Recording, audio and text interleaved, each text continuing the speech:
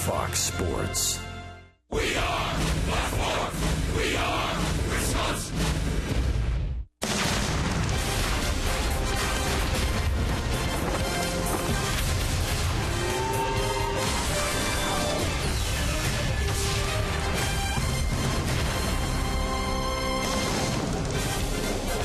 And we welcome you from Great American Ballpark in Cincinnati. It's another evening of Milwaukee Brewers baseball. Tonight, the Brewers and the Cincinnati Reds.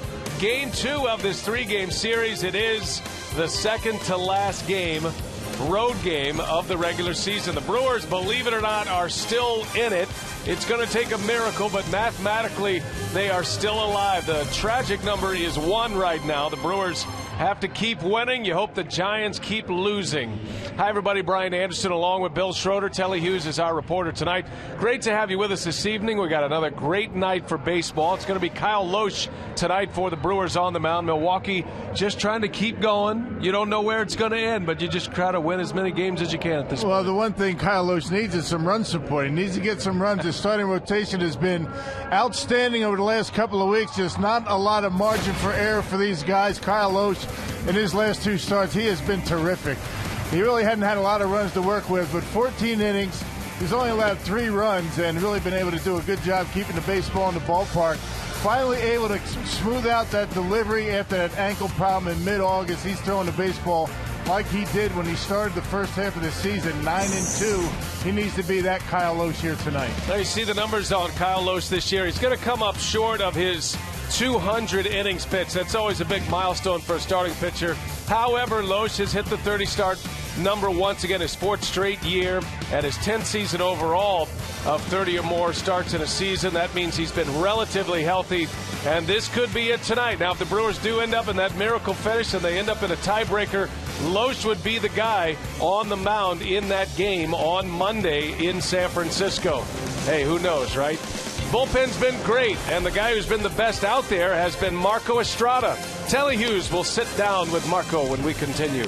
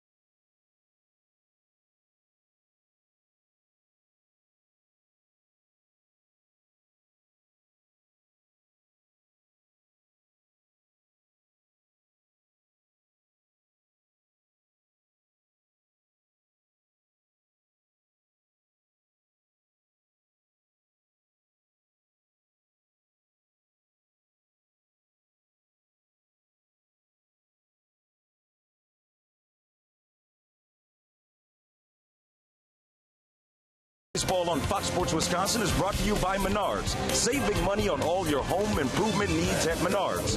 By Miller Lite, now in the original can. It's Miller time. By Toyota, let's go places. And by Southwest Airlines, without a heart, it's just a machine.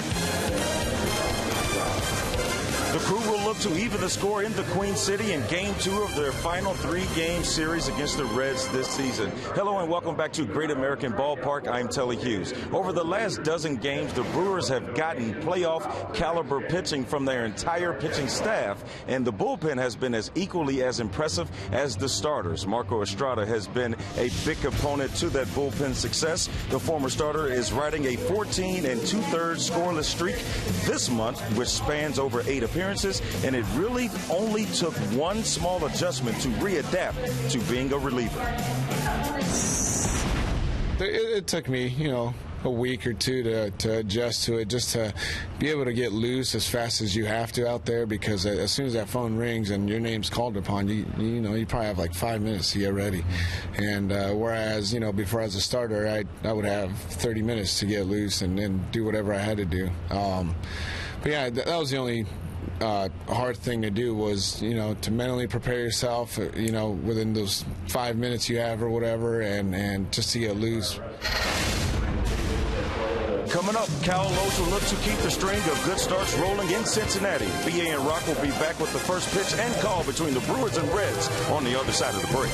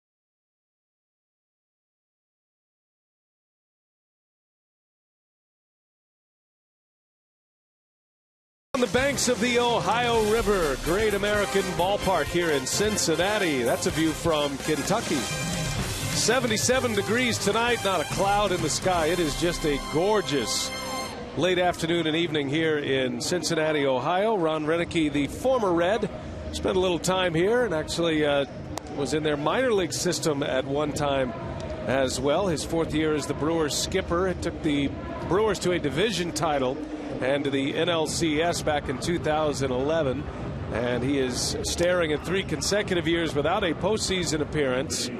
Although the Brewers are not mathematically eliminated just yet, they're trying to survive one more day. Here's Renneke's batting order today. It's brought to you by Associated Bank. Carlos Gomez, Ryan Braun, and Jonathan Lucroy at the top. Ramos Ramirez, Gerardo Parra, Ricky Weeks in the middle. No Jeanette tonight.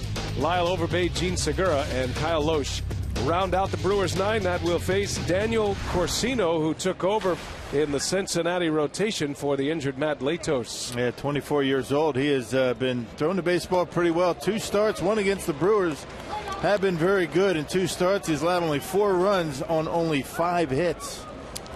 Making just his 3rd career major league start as Gomez lines one foul in the seats. Carlos back in the leadoff spot, and he might have broken his bat here. Got a few changes in the batting order tonight with Scooter Gennett out. Scooter really not running well, and we saw that last night. That quad injury is hampering him, so Renicky goes with a healthy Ricky Weeks. We'll hear more on that from Telly Hughes a little bit later in the broadcast. That elevates Ryan Braun into the 2 spot here tonight. The Brewers have seen Corsino. They matched up against him in Milwaukee, and he pitched pretty well. He went 6 innings in that game, gave up just 2 earned runs. That was his first career major league start after a couple of relief appearances. Yeah, didn't allow a base runner until there was 2 outs in the 4th inning. So retired the first 11. And a called strike 3 on the outside corner. Down goes Gomez. And that's how the night starts for 24-year-old Daniel Corsino. Let's check out the Reds Menards defense for tonight. You got Bourgeois, Hamilton, and Bruce in the outfield. Frazier, Cozart, Phillips, and Jack Hanahan at first base. He gets a start at first. Frazier started at first yesterday. He's over at third, and Devin Mesoraco back behind home plate tonight. Corsino works fast.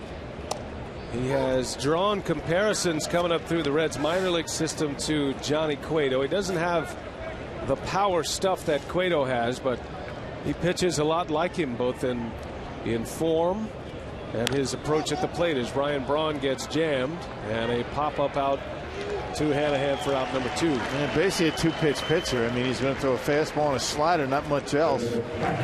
Fairly straight fastball, that time getting in on the hands of Ryan Braun. Now, he was on the fast track, Corsino was, as he faces Jonathan Lucroy here with 2 outs. He was one of their top prospects, a hard thrower, had some dominant years in the lower levels of the Reds system, and then they sent him to AAA last year, and he struggled mightily at the AAA level. He was just a 22-year-old making the AAA roster. So this year they started him in AA after spending a full season in AAA. And sure enough, he has made his way to the big leagues courtesy of a few injuries. And it's interesting, he's actually pitching better here at the big league level than he did at the AAA level. Yeah, AA this year, 25 starts, and he had a .413 earned run average, a 10-11 record. Lucroy takes a ball down and away. Jonathan comes in 1 double shy of a new major league record. He is the record holder currently with Pudge Rodriguez. Brewers have 5 games remaining, including tonight.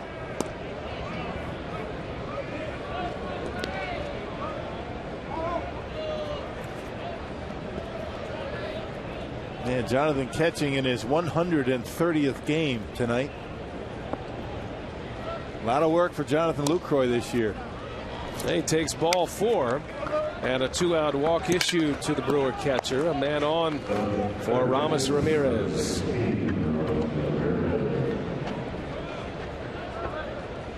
It sure would be nice to get a 2 spot here in the first inning. Give Kyle Lohse and his starting rotation a little breathing room. They haven't had much of that in the last couple of weeks.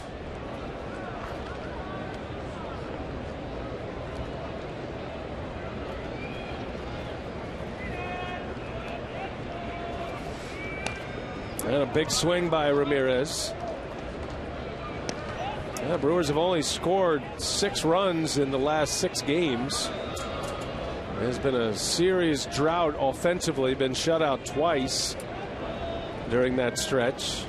Got shut out 1-0 in Pittsburgh on Sunday and lost a 2-0 game to Adam Wainwright in St. Louis. Brewers are 2-5 on this road trip with 2 to play. Last road trip of the regular season. The Brewers will head home for a 3-game homestand to finish the year. That'll be against the Cubs starting Friday.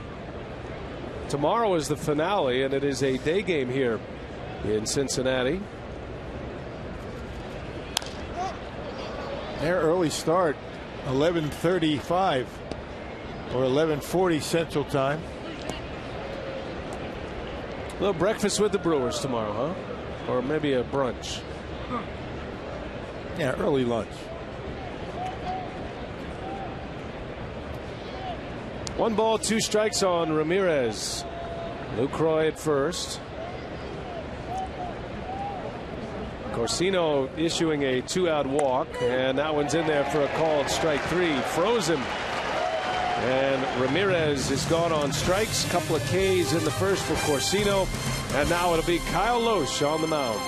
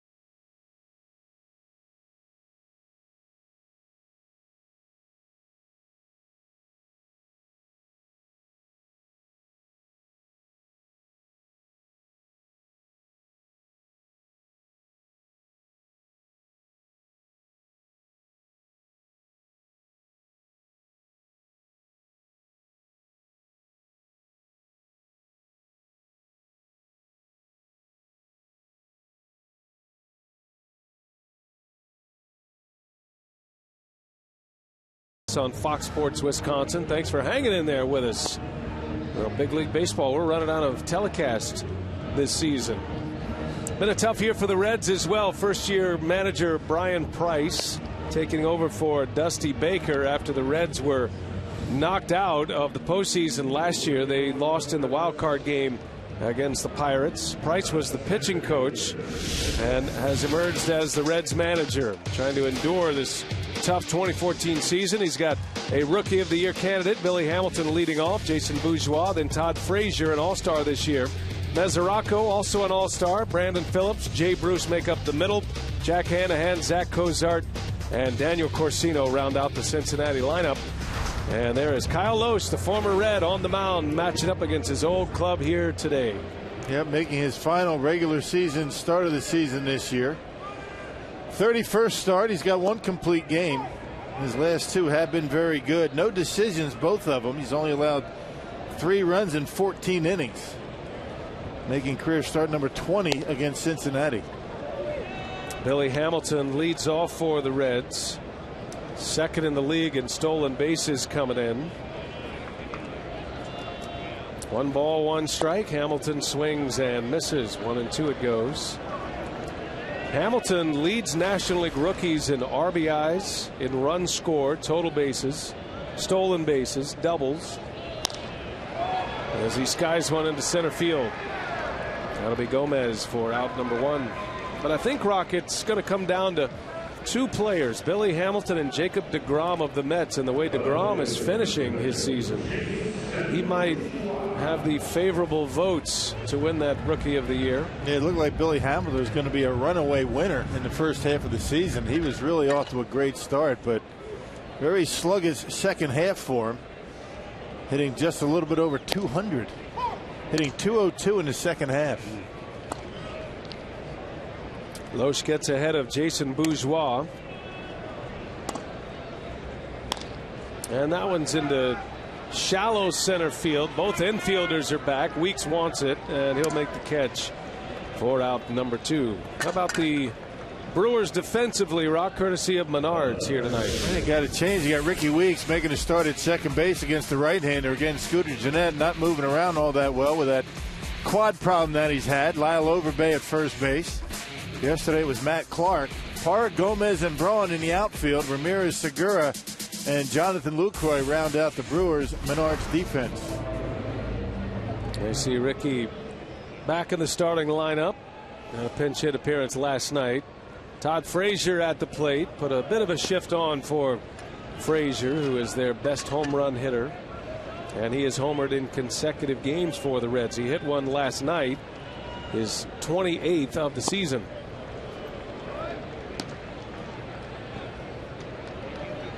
Yeah, no cheapie in the center field last night on a 3-2 pitch.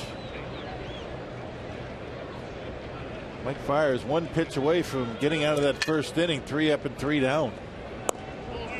Johnny Cueto got the win yesterday. He is a 19-game winner now. He'll have a chance to win 20. He will start the final game of the season on Sunday. That'll be against Pittsburgh. Pirates clinched a playoff berth last night. Their magic number was 2 last night, and with the Brewers' loss combined with a Pittsburgh win over Atlanta, they popped the cork last night at Turner Field, and they are headed back to the postseason for the second consecutive season after missing out 20 consecutive years. There's a swing and a miss. Frazier strikes out, and 2 pitchers off to fast starts here tonight. Bunch of Ks working quickly. We go to the second.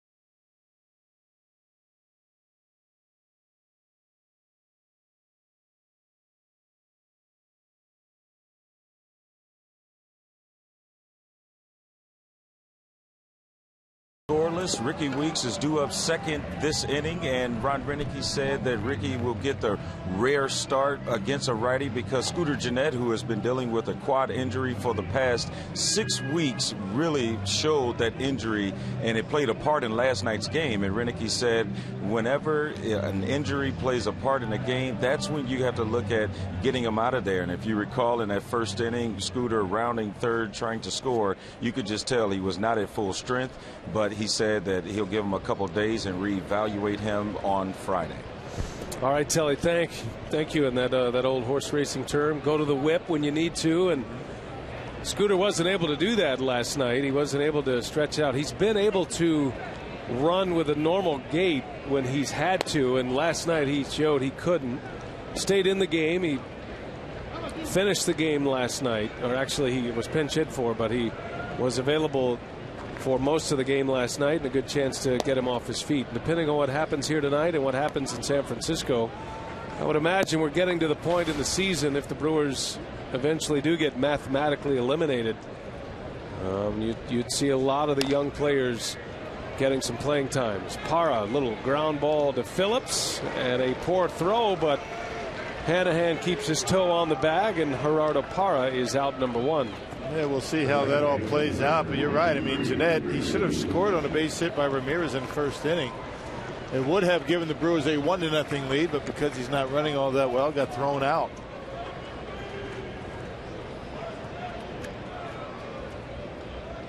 Well, Ricky Weeks will gladly accept the at-bats. And it looks like his Brewers career is coming down to the final 5 days. Been a rocky road for Ricky Weeks, but he's had some great moments here. Been an all-star, been a part of a division-winning ball club, been a part of 2 postseason teams here in Milwaukee.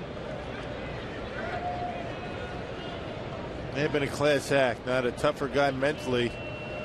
You know, in all of baseball, doesn't really let things around him bother him too much. Well, he'll play tomorrow, you would think, and in that Cubs series, the first 2 Cubs starters are left-handers. Yeah, figures to be getting a lot of playing time here in the next few days. Ricky has over 1,000 hits in his career, all as a Milwaukee Brewer, and he lines out into left field, a base hit.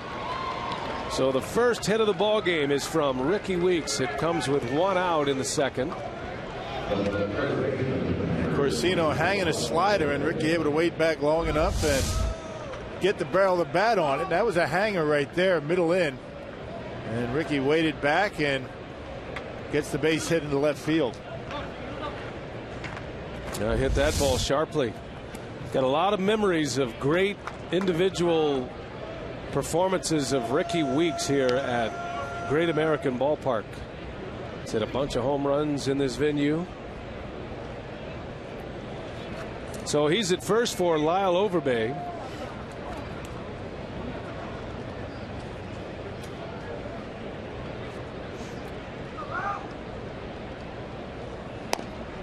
And Corsino gets ahead of him.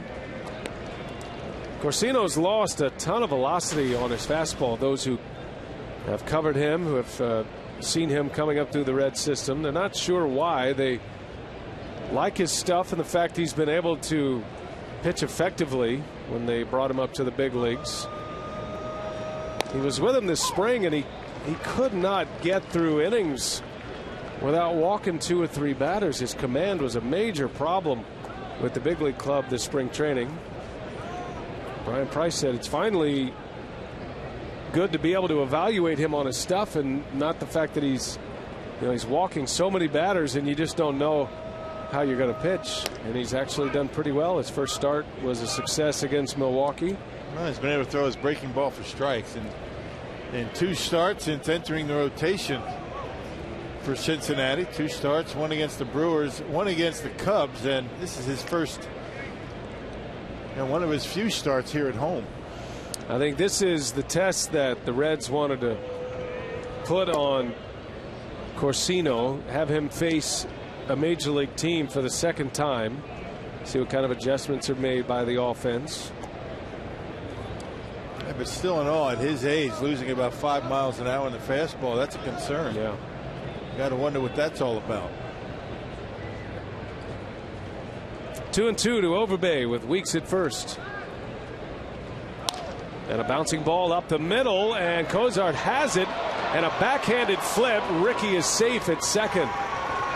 That was a heck of a play by Cozart, but unable to connect with Phillips. That would have been a spectacular out.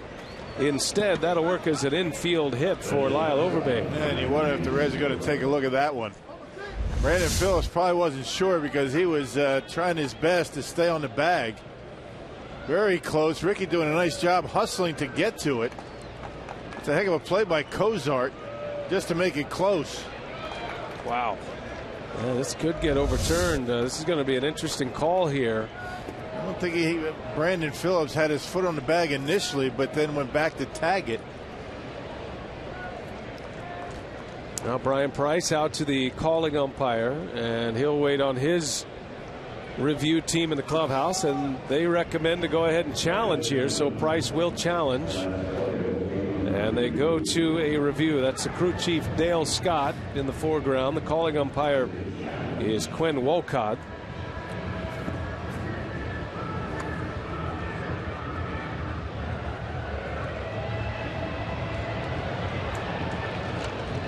They're showing the replay on the video wall. Tough to tell if Phillips has his foot on the bag. At the same time, he catches the ball with his bare hand. I think that's going to be the real test here. He had to make an adjustment to catch the baseball. I think that lifted his foot off the bag, and then when he came down, it might be bang, bang. Right here, check out his foot. It comes up, and does it come down in time to get the out? It looks pretty close. Yep, and out is the call after review. That is one heck of a play by Cozart and Brandon Phillips. So take the hit off the board for Lyle Overbay, and that'll go as a 6-4 put out at second base. Overbay reaches on a fielder's choice, and that's one of the best plays you'll see tonight. Yeah, from both of them. Watch the adjustment for Brandon Phillips. Foot is off the bag, comes down. I tell you, that's pretty close. Looks like they might have got it right. You know what's interesting about that is that the Weeks' foot actually pushed Phillips's foot onto the bag. The momentum of Ricky's slide into the foot of Brandon Phillips set Phillips' foot right down in front of it. Yeah. Essentially, Weeks sliding into the foot of Phillips that allowed Phillips to get his foot down first. Ground ball foul for Segura just down the line. That replay challenge goes 54 seconds from beginning to end.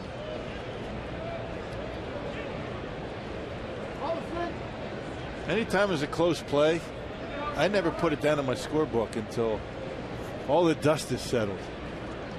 Well, you do write in pen, so I don't blame you. Got white out. I use a lot of it. Unlike me, I wrote it in as an infield hit. Had to do a lot of erasing. Well, that's kind of been the way it's gone for the Brewers.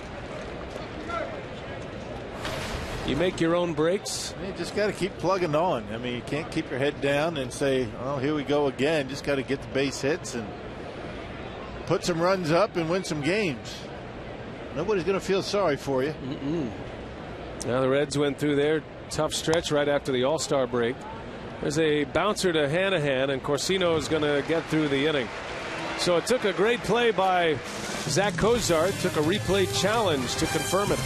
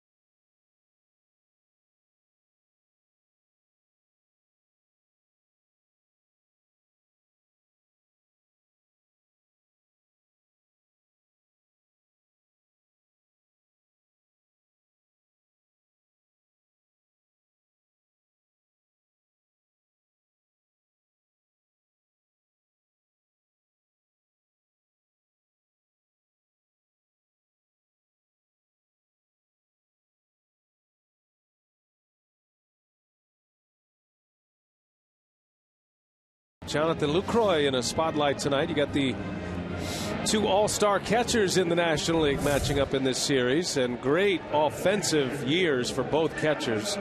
Mesoraco in his first full season as the frontline starter for the Reds. And he's put up terrific numbers, but you see Lucroy, outside of home runs and RBIs, has had a very nice season as well. Lucroy leading the league in games and batting average and doubles. 133 games behind home plate, 130 of those starts. That's a lot of work. You saw Mesoraco, 109. Mesoraco, big power hitter. A lot more power than Lucroy. A 25 homer year. That's a career year for those numbers. Mesoraco homered last night, and he's homered in his last 2 games. They had back-to-back home runs for the Reds in the first inning with 2 outs. He and Frazier went back-to-back last night. There's a swing and a miss. Loesch threw him the changeup. Likes that fastball, but he has not been able to figure out the changeup. Friars made him look bad a couple of times on the changeup, and that was the changeup that Loesch just threw.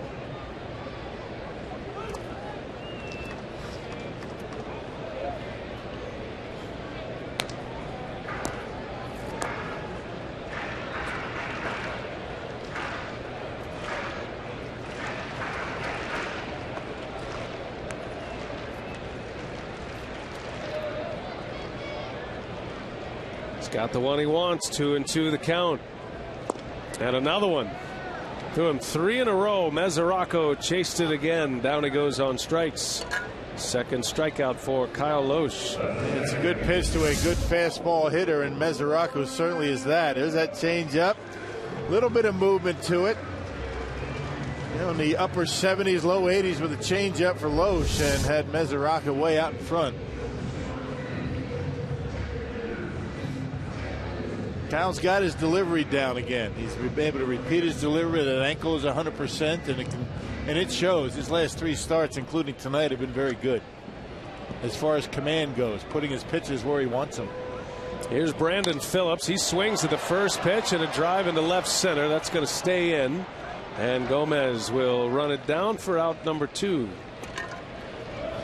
Loesch dealing with an ankle injury. The Brewers have had 2 starters this year that were injured but not on the disabled list. Gallardo had tightness in his hamstring in May. He was skipped to start, and then they did the same thing with Kyle Loesch with that ankle injury. They skipped him for a start. Ended up being about 12 days when they utilized a couple of off days in that window, and he was able to come back, and he's been strong since he has come back.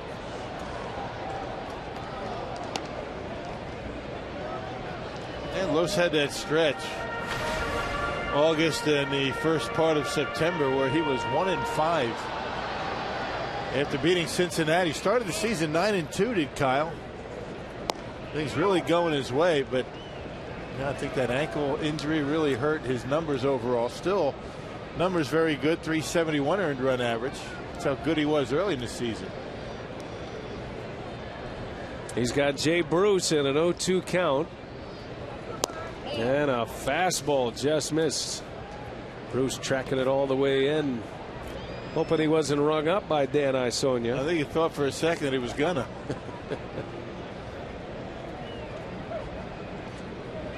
Loesch working at a quick pace here. And that one's in there. A called strike 3. Down he goes. Loesch strikes out Bruce. He has 3 strikeouts. Has retired 6 in a row to start this game.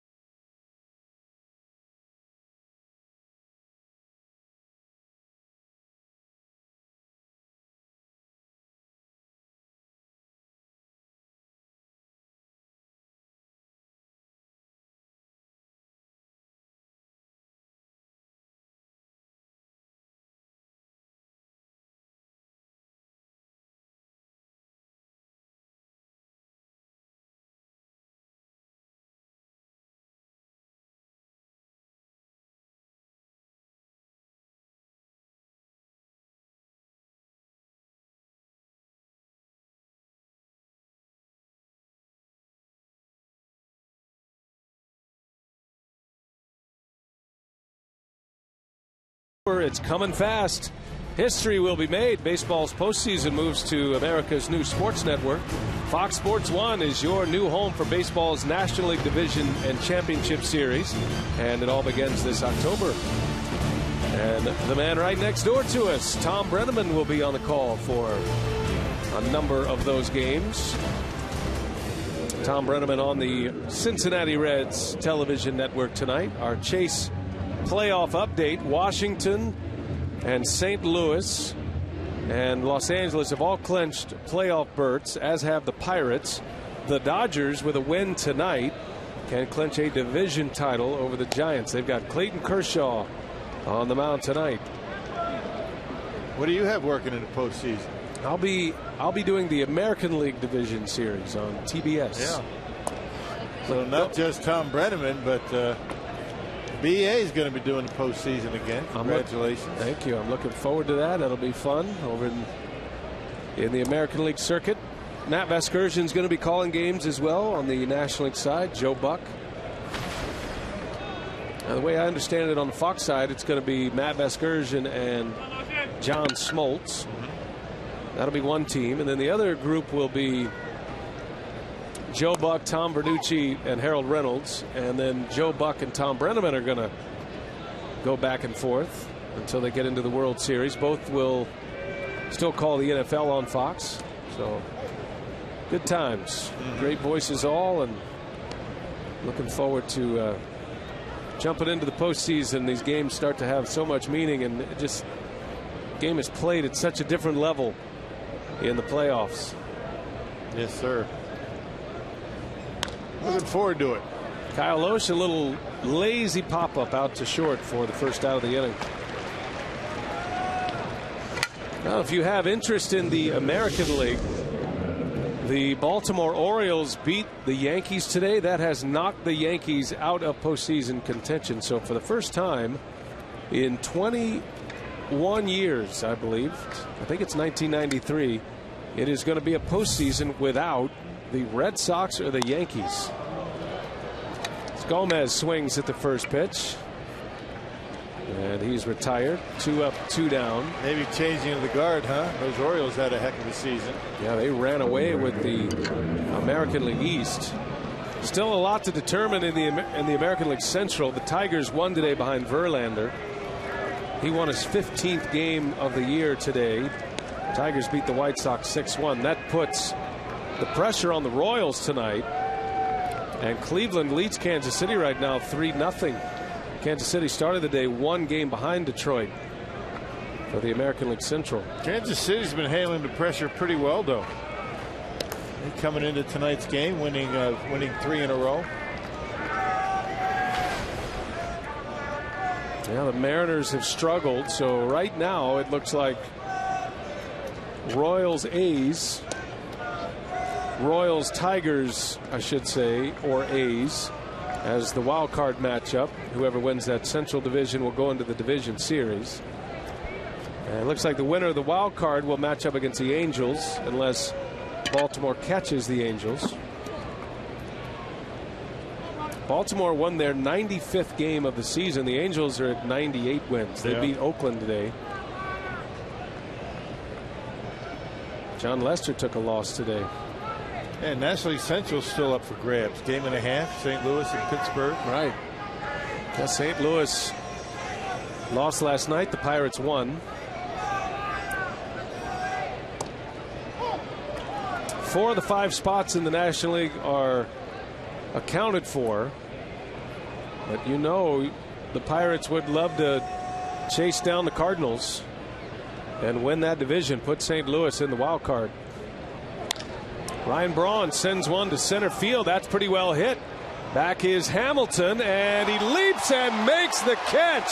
Oh, what a play by Billy Hamilton. Timed his jump perfectly and takes a home run away from Ryan Braun. Looked like he rattled his head a little bit. What a catch. Man, that was something.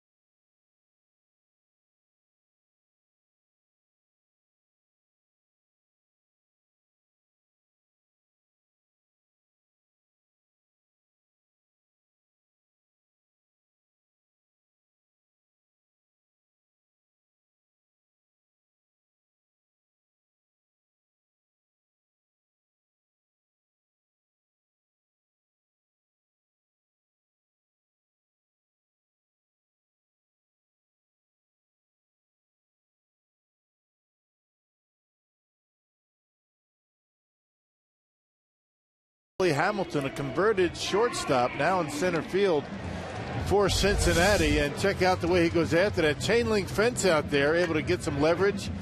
Gets the cleats into that chain link fence and able to make a nice catch. That would have certainly been a home run for Ryan Braun. Our Southwest Airlines non-stoppable play. Corsino liked it, and so did this Reds crowd. That was some kind of play. He is emerging as a potential Gold Glove center fielder with the Cincinnati Reds here. He is fearless of the walls, which helps, and you can make a lot of incredible catches. It's a pretty high wall up there, too. You think about how high he had to jump. That wall goes about 12 feet, or about 10 feet, I beg your pardon. And he was up and over it.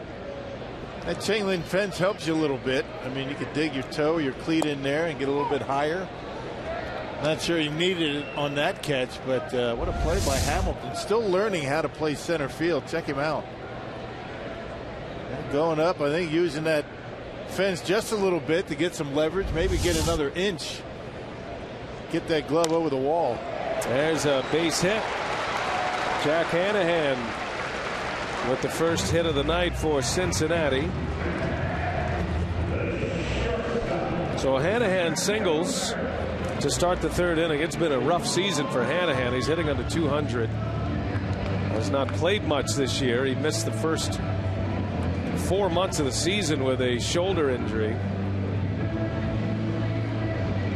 But he is aboard for Zach Cozart, who made a tremendous play, robbing Lyle Overbay of a base hit. Reds have had a couple of gems here tonight. They've been the best defensive team in the National League. And they committed 2 errors yesterday. And 2 errors in the game for Cincinnati.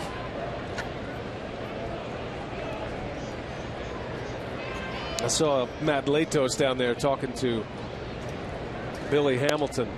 Pitchers always love to go talk to outfielders who make catches like that, because pitchers, on the days they don't start games, they shag in the outfield, and they always have these games, these the bring one back game where you're trying to make catches on the wall during batting practice off the live ball.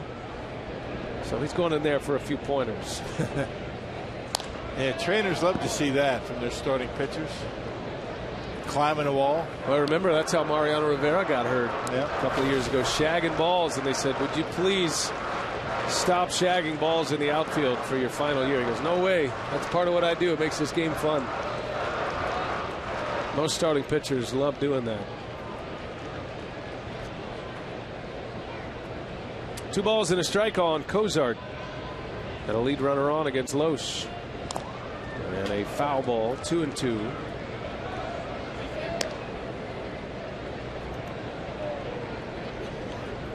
Look at Latos. Wow, man, that was great.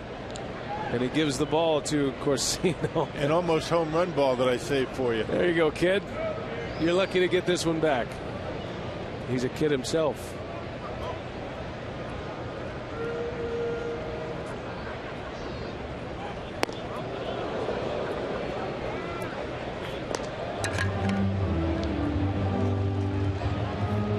In the middle of that great play, it robbed Ryan Braun of his 20th home run of the season. Would have put the Brewers on the board.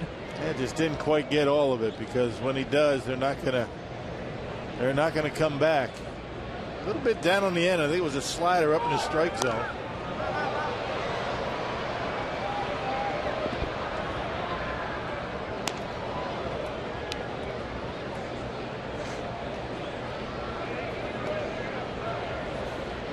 Hit and run for the Reds down near the bottom of the batting order. And you got the pitcher coming up next.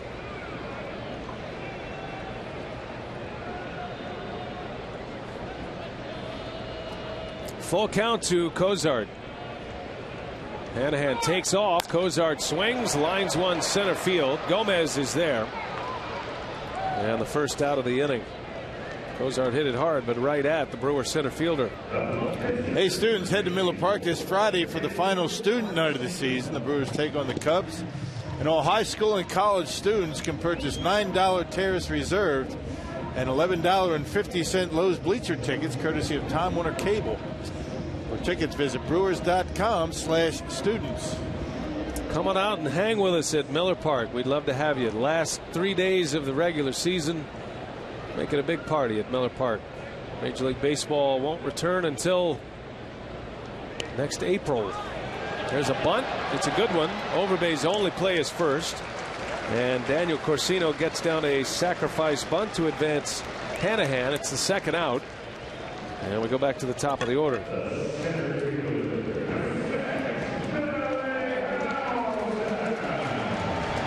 Well, after that great catch, Hamilton will bat in this third inning.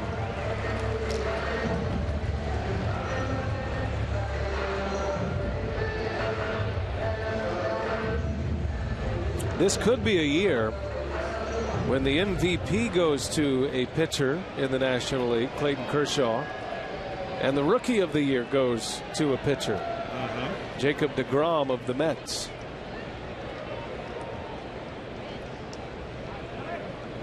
The Mets have announced that deGrom is done for the season. They are not going to allow him to make another start. Going to shut him down, innings limit. Boy, he came on strong. The Brewers saw him. Yeah, he pitched well. He looks like he's going to be a big-time pitcher for the New York Mets. And you start to think about what the Mets can do. They'll get Matt Harvey back in the middle of the season next season.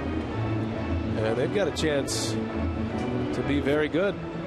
They made an announcement today about their front office staff. Sandy Alderson signed a contract extension, and Terry Collins will return as the Mets manager for next season. Starting to hear a lot of announcements on personnel decisions in the final week. The Diamondbacks made a move, right? I don't know if it is confirmed or not. The rumors are that from a number of sources that I read, including our own Ken Rosenthal, but that Dave Stewart is going to be the general manager of the Arizona Diamondbacks. Yeah. But as of our pregame show, I hadn't not official yet. Hadn't been able to confirm that as official. Former Brewers hitting coach. He only lasted 1/2 a season. That's when Davey Lopes was the manager. Dave Stewart. And of course, he and Tony La Russa, who is now running the baseball ops for the Diamondbacks, they go way back together, those World Series teams with the Oakland Athletics.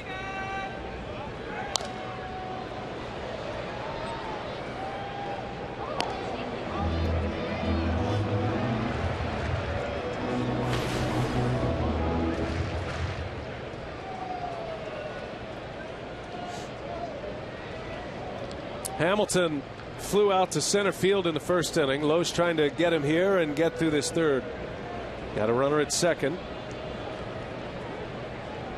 First and only hit of the day against Loesch. Hanahan's out there. And Hamilton fights another one off. Yeah, the Brewers staying with the hard stuff against Billy Hamilton. And the fastball. The Brewers were very effective against Hamilton last night with the fastball up around the letters. Could not catch up to it. He's done some damage against Milwaukee on off-speed pitch. Curveballs and sliders, change-ups.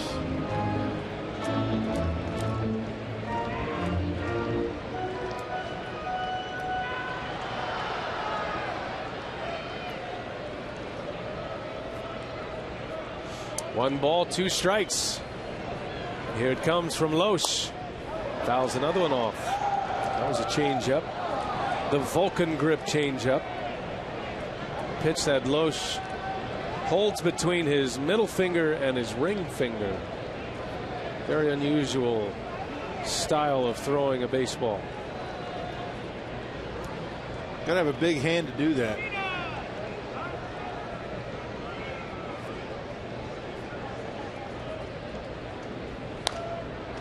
Another foul ball by Hamilton. He's hanging tough.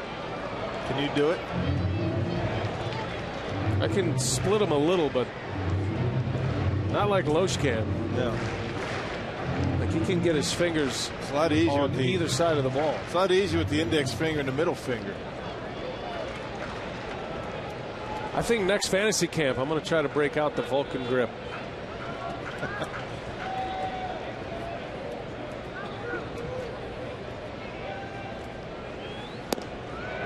That's funny because I think everybody thought you were throwing change-ups anyway.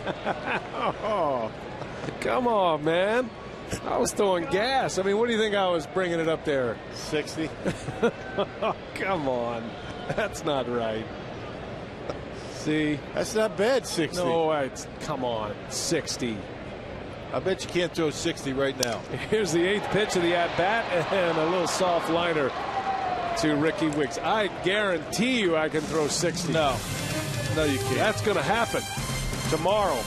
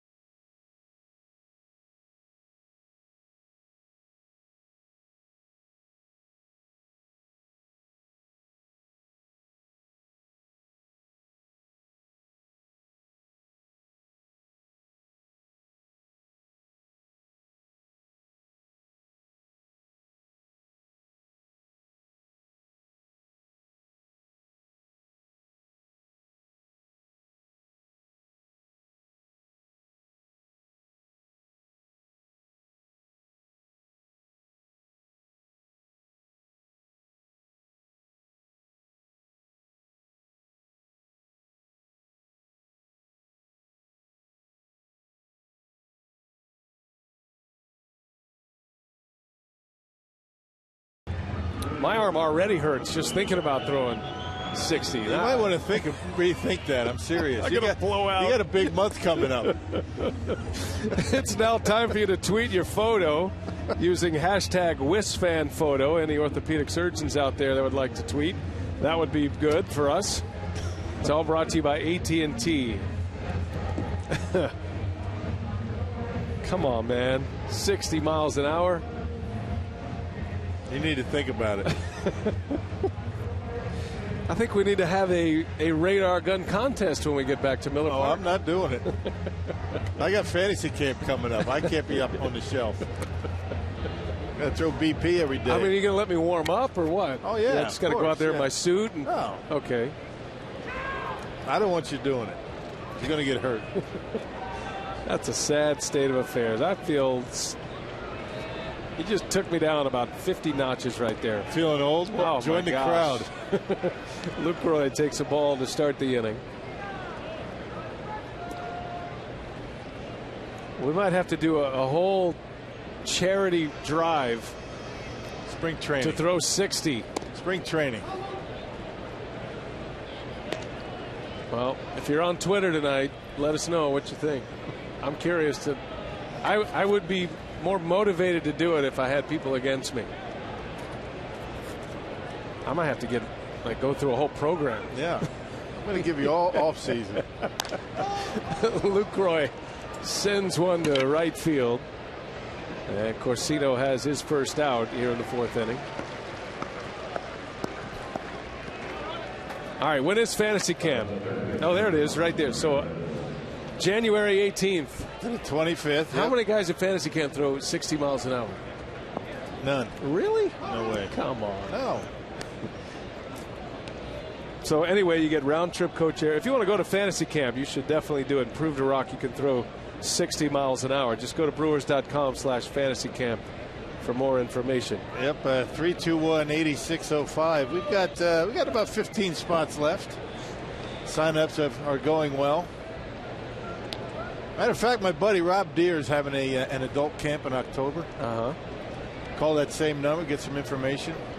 A weekend camp. Like a pre-camp. So if you can get through that, you'll learn some stuff. Right. Try out for fantasy camp, and you will indeed be able to throw maybe close to 60. It's like the farm league of fantasy camp. Right. Just get you ready. I like that. Aramis Ramirez bats with one away. And he lines one to left, a base hit. That's going to go to the wall. Ramirez around first, on his way to second with a double as that ball caroms off the left field fence. And the Brewers have their first hit, or actually their second hit. Both have come to left field. Weeks now, Ramirez with base hits. Man, pretty much the same pitch that Ramirez was caught looking. Now the slider, that went down a little bit more, and Ramirez able to hook it down the line, and a one-out double. The Brewers need to get on the board first here tonight.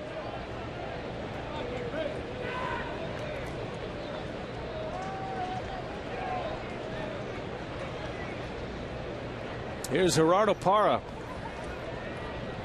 He grounded to second his first time up. Got a chance to drive in a run here in the fourth.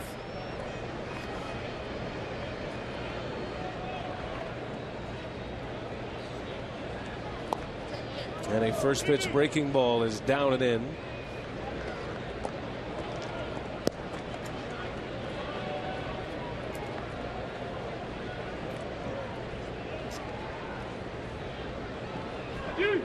Kyle Lohse with 3 scoreless on the board against Cincinnati. He's given up just 1 hit. And now the Brewers with a chance to score first. Parra playing the role of run producer here. And he's out in front. Corsino's sticking with the soft stuff against Gerardo Parra. Seems to be the book on Gerardo. And teams do that against Parra and Jeanette.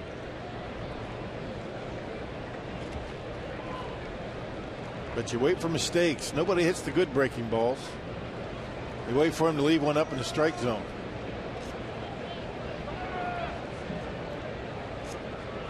Reds trying to keep Ramirez close, and Parra swings and misses 1 and 2, and it's another slider from Corsino.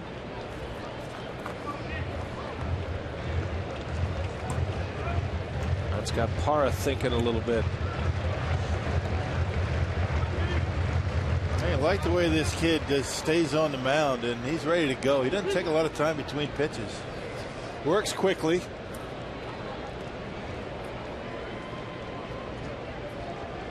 Corsino from the stretch deals it, and this time Parra lays off. A lot of left-handed hitters. That's the sweet spot down and in. Not necessarily the case for Gerardo Parra. A lot of pitchers are attacking him down and in.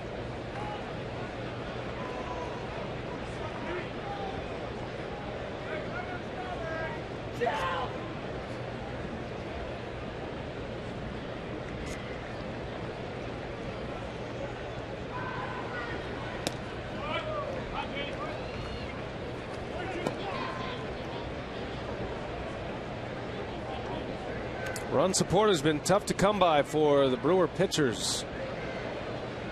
But it's spots like this that Milwaukee has to deliver. Get a chance with 1 out. Yesterday the Brewers had Cueto on the ropes in the first inning. And could not score, even though it looked like Ramirez was going to drive him in, drive Jeanette in. Scooter was thrown out at the plate. Ground ball right side to Anaheim. Second out of the inning. Ramirez will advance. Corsino threw a changeup of his own, 83 miles an hour. And Parra rolled over on it. Just stayed down and in, didn't he? Yeah. And pulled the string on him and got him to roll over to first base. All right, here's Ricky Weeks.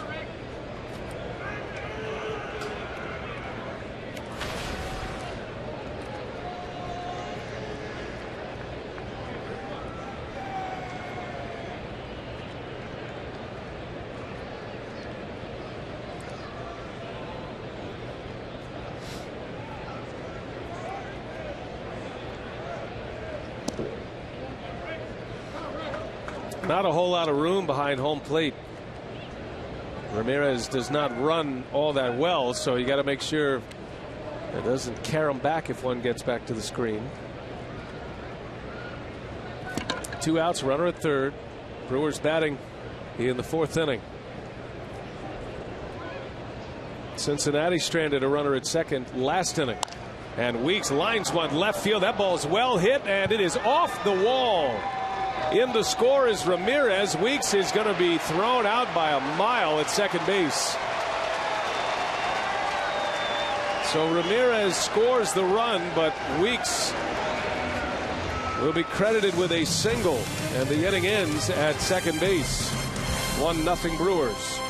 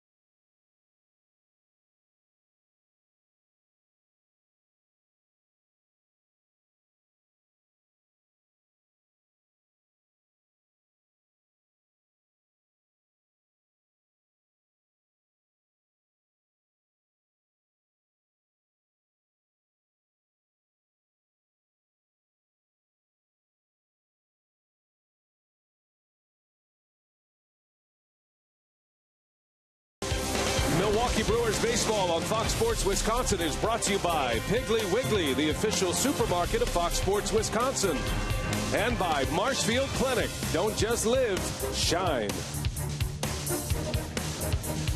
The Roebling suspension bridge that takes you from Kentucky to downtown Cincinnati. It's a beauty over the Ohio River. 1-0. The Brewers have the lead. Weeks drives in the run, was thrown out trying to stretch it into a double. And I don't think Ricky thought that the ball was going to be getting in that quickly. Obviously, that's why he kept going. But that was a pretty good job by Bourgeois to play it off the wall and make a good throw. And Ricky was out by 10 feet. Bourgeois fired a strike into second base and almost fouls one off his all-star third baseman, Todd Frazier, who's on deck. Missed him by a couple of inches over there. Well, you have to be really behind a baseball to almost take out the guy in that on-deck circle. 1 ball, 1 strike. Loesch, and that one's lined into right field. Braun is there. Bourgeois is retired. 1 away for Loesch in the 4th.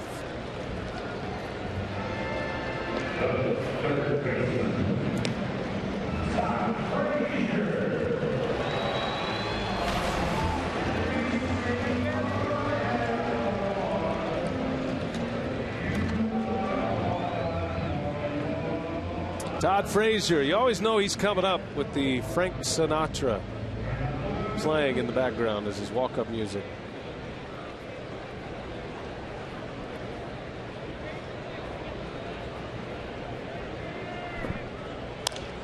Speaking of Sinatra, did you have a chance to see the Derek Jeter video, the Gatorade commercial with Sinatra's "Did It My Way" in the background? Mm-hmm. This is a really cool piece. It is. Todd Frazier out of Toms River, New Jersey. Yeah, that's right. Fly ball to right. Easy enough for Braun.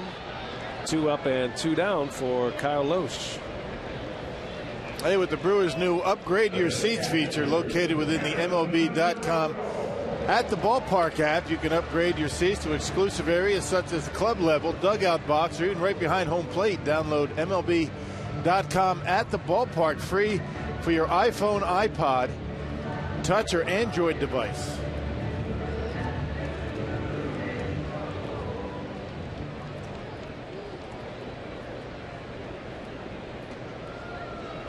Here's Mesoraco now with 2 away.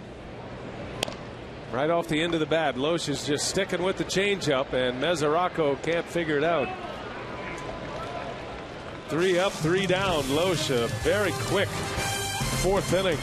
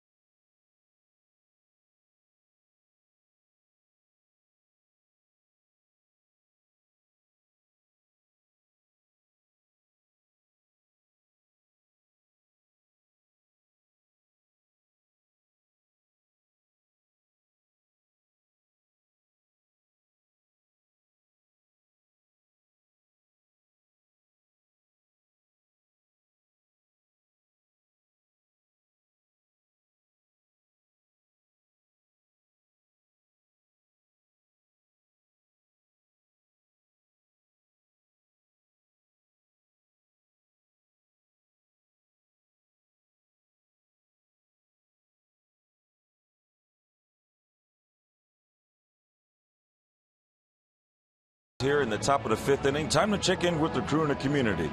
Brewers Community Foundation 50-50 raffle presented by Northwestern Mutual has been a huge success this season thanks to Brewers fans. More than 2 million in raffle tickets were sold, which means 1 million supports quality programming and 1 million went home with fans. Every home game, fans willingly purchase $2 raffle tickets with hopes of winning 50% of the day's raffle ticket sales. Win or not, all know that the other 50% gives the foundation an opportunity to support a high-quality nonprofit that focuses on health, education, recreation, and basic needs. All right, Telly, thanks. Good work by the Brewers Community Foundation.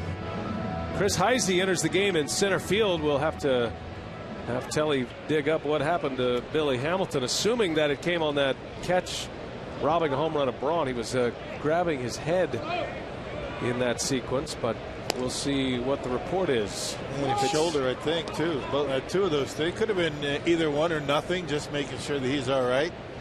Game doesn't mean much for the Reds. Lyle Overbay leads off for Milwaukee, and he takes a strike. Corsino has given up 1 run. That came last inning. Ramirez doubled in the 4th, and then Weeks drove him in with a single. Rickey was thrown out to end the inning, trying to stretch it into a double.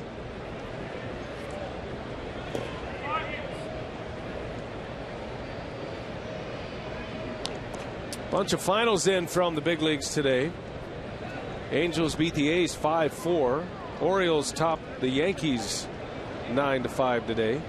Bud Norris won his 15th game of the year today. Remember him, the former Astro? Good pitcher. Verlander won his 15th. Tigers beat the White Sox. Twins over the Diamondbacks. The Mets and Nationals were postponed today. Baseball in the Beltway is blowing up again this year. 2 postseason teams. Overbay grounds to Hanahan. Good play, and Corsino's right there for him for the first out.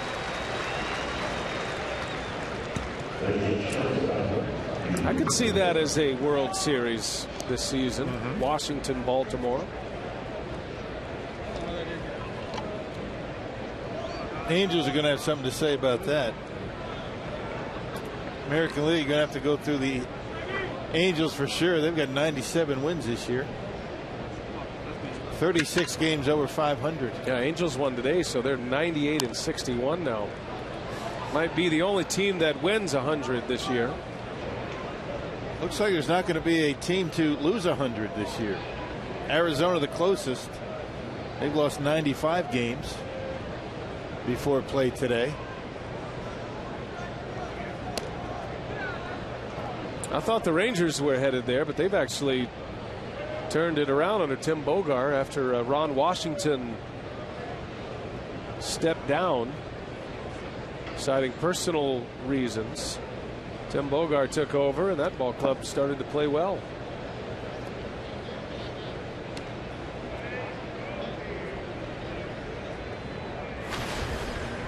The Pirates-Cardinals race will be a fun one to watch. Pittsburgh is one game in the loss column behind St. Louis. Pirates are down 2-0 to the Braves today in the third inning. Cardinals and the Cubs are just now underway at Wrigley. Cardinals have Lackey on the mound tonight. Pirates have Jeff Locke.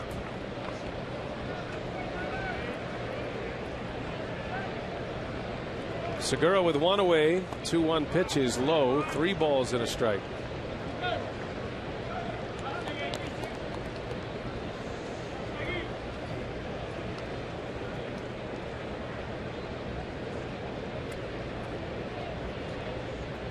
Daniel Corsino deals a 3-1 on the edge. Strike 2. Yeah, had a little cut to that pitch at 88 miles an hour, right on the outside corner.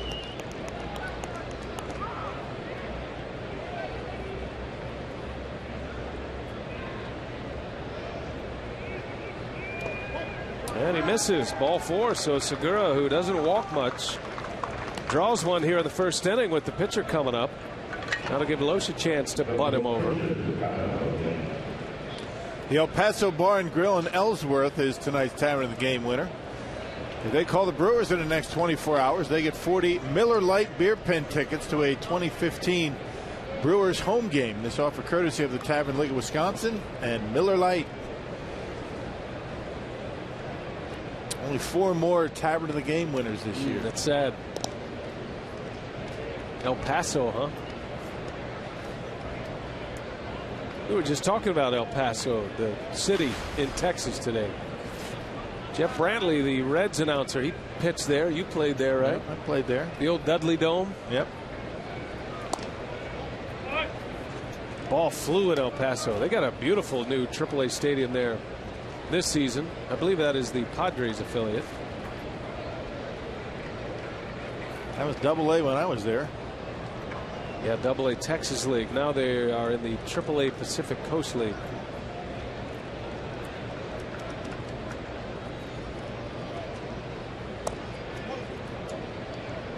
That's where I first got to know Matt Vasgersian in El Paso. He was the announcer for the Diablos in El Paso when I first started in the Texas League with San Antonio. How's that worked out for you? Oh, pretty good. But it took me a lot longer than it did him. He was on his way. You and Matty? We were only there 1 year. Same. It was his last year in that league, my first. El Paso was the first year that Rick Kranitz and I were teammates. Oh, is that right? Just going through time. You know, that was 1994 when I met Matt. He was actually, not only was he doing play-by-play for the Diablos, he was doing stand-up. He was doing stand-up routines, and we at the same time. Yeah, same time. We go check him out every now and then. No, not on the air. I mean, he'd actually go. I know what you're saying. Stand-up after games sometimes. That is way inside. That did not hit Loesch, and goes back to the screen. That'll be a wild pitch to advance Segura to second. I hope he didn't hurt his ankle again. Trying to get out of the way. See how he comes down. He hurt his ankle the second time at the plate.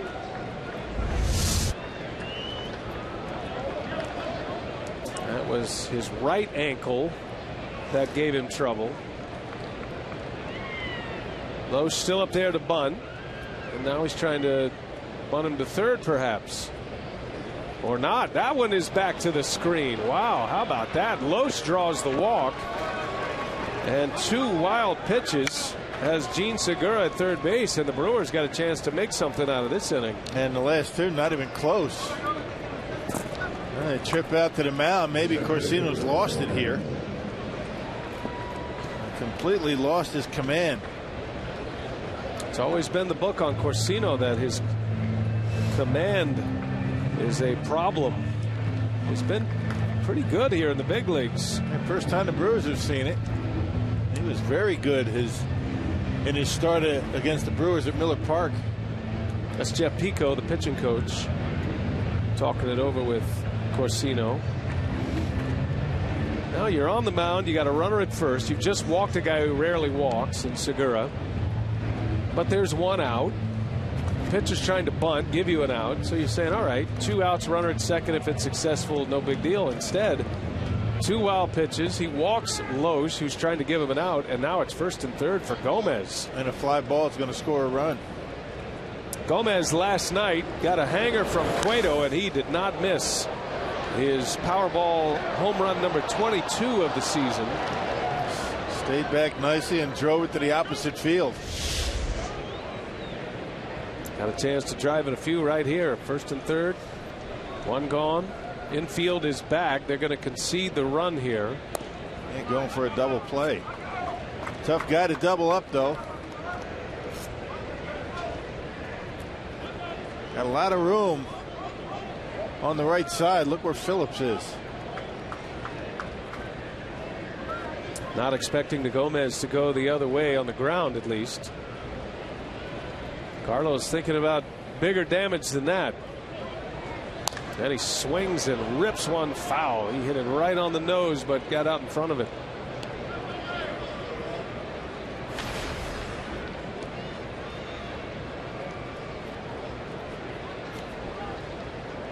Carlos struck out looking in the first inning. And then he flew out to center field in the third.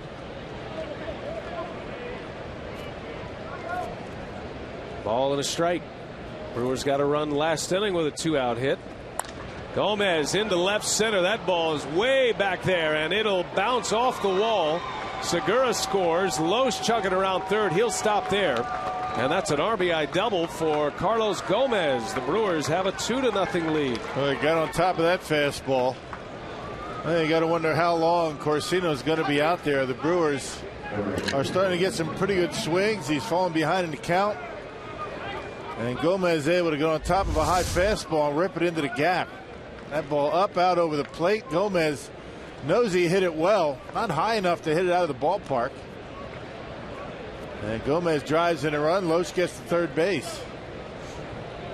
Well, Segura, who went all the way around on a couple of wild pitches, scores the run. 2-0 Milwaukee. Here comes Braun now, who had a home run taken away in the third inning by Billy Hamilton. Hamilton has since left the game. Chris Heisey now in center. Second and third with just 1 out.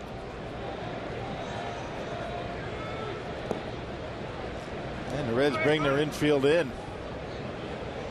Trying to cut down that run at third base.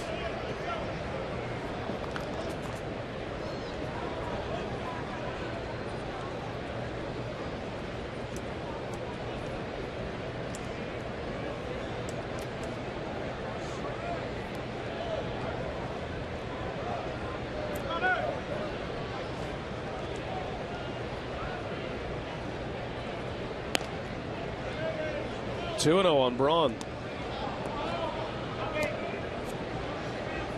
Now the Reds do have activity in their bullpen. If Corsino does not retire Braun, you figure he is going to be coming out. 2 walks, a double. J.J. Hoover is in the Cincinnati bullpen. Brewers lead 2-0 in the 5th. 3-0 the count on Braun. And Corsino has suddenly lost it in this 5th inning. Yeah, Brian's not a guy that likes to swing 3-0 all that often. Matter of fact, hardly ever. We'll see if he decides to do that in this situation.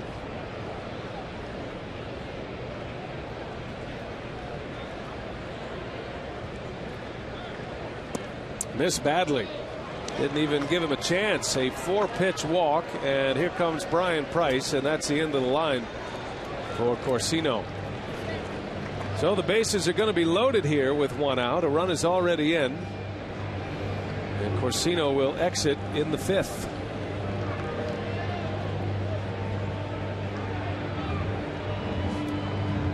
Price to the bullpen. We'll take a break. Set up the new hurler, J.J. Hoover, when we come back.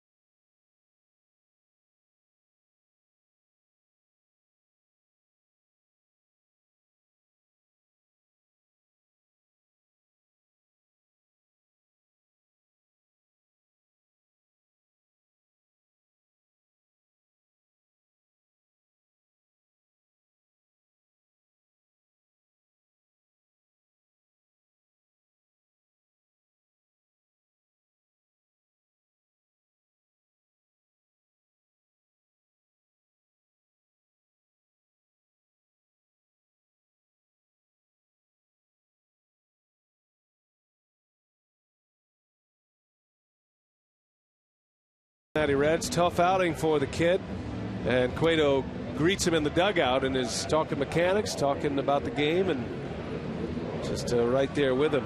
And just maybe trying to have him understand how quickly it can unravel and how quick this game can sneak up on you just when you think you've got it figured out. And the game has a way of coming back to bite you. J.J. Hoover, 52nd appearance. Now Hoover, actually a September call-up.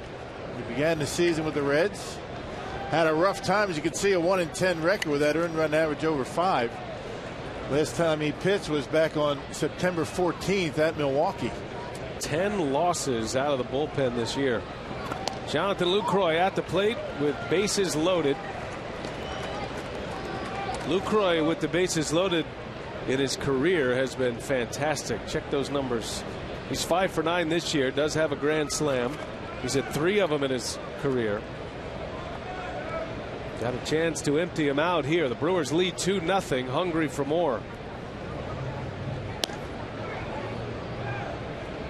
Brewers are desperate for a big inning. They have not had one on this road trip. Scored 9 runs against Cincinnati in the last Sunday. But the trip through St. Louis and Pittsburgh and now Cincinnati, it has been a bunch of low-scoring games. They haven't scored 9 runs on the trip. Trying to break out. Lucroy takes a strike. 1 ball, 2 strikes on Lucroy.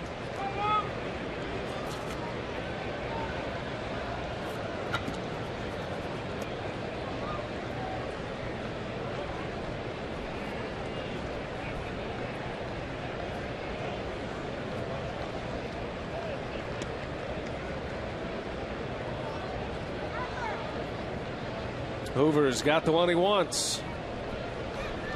And Lucroy fouls it away. And left that breaking ball up for Lucroy. John would like to have that one back. And there's 10 losses for Hoover, all coming in consecutive decisions. That's an all-time Reds record. Now the Reds, I mean, they just didn't start, playing baseball around here, 20 years ago. That's right. The original National League talking team. Back in the 1800s, and no reliever had ever lost 10 in a row. You start leading the Reds franchise in a category. You've done something really great or something really awful. And in Hoover's case, losing 10 in a row is a shock to the system.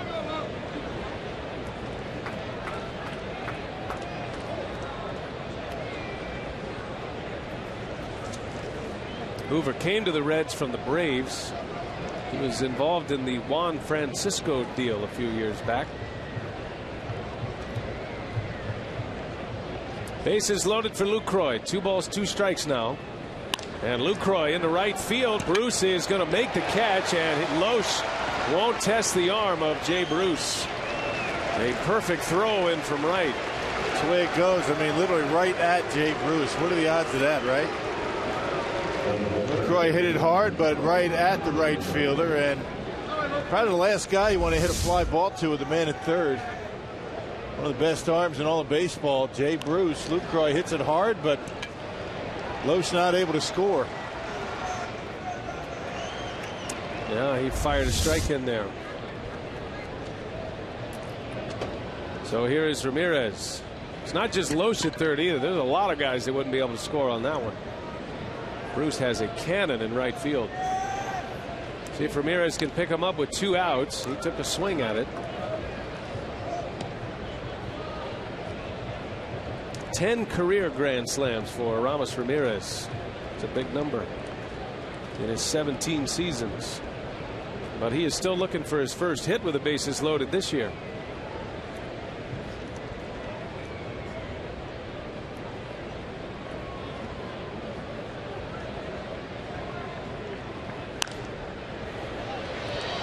Oh, and 2 the count. And who with that fairly straight fastball and the curveball that he threw one to Jonathan Lucroy, left it up in the strike zone. Not sure he was going to try that pitch, but doesn't really throw hard enough to be able to get away with just one. He throws in the low 90s. Let's see if he throws the curveball here.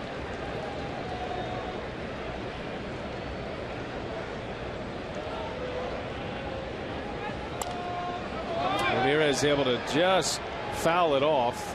94-mile-an-hour fastball.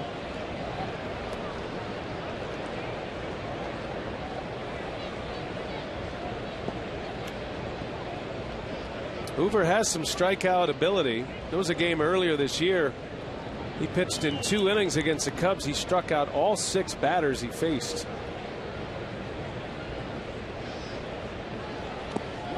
And that skips away a little too close to home plate for Loesch.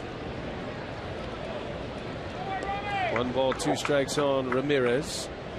Loesch still standing out there. He's been out there a while. Yes, he has. He drew a 1-out walk. A couple of wild pitches in that Loesch at bat. Gomez drove in a run with a double. That was Segura who scored. He had the 1-out walk.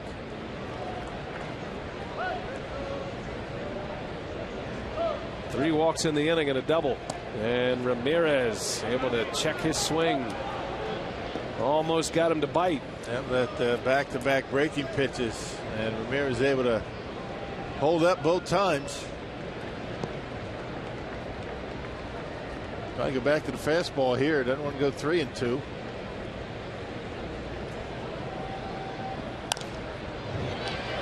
He did, and Ramirez fouls it away again.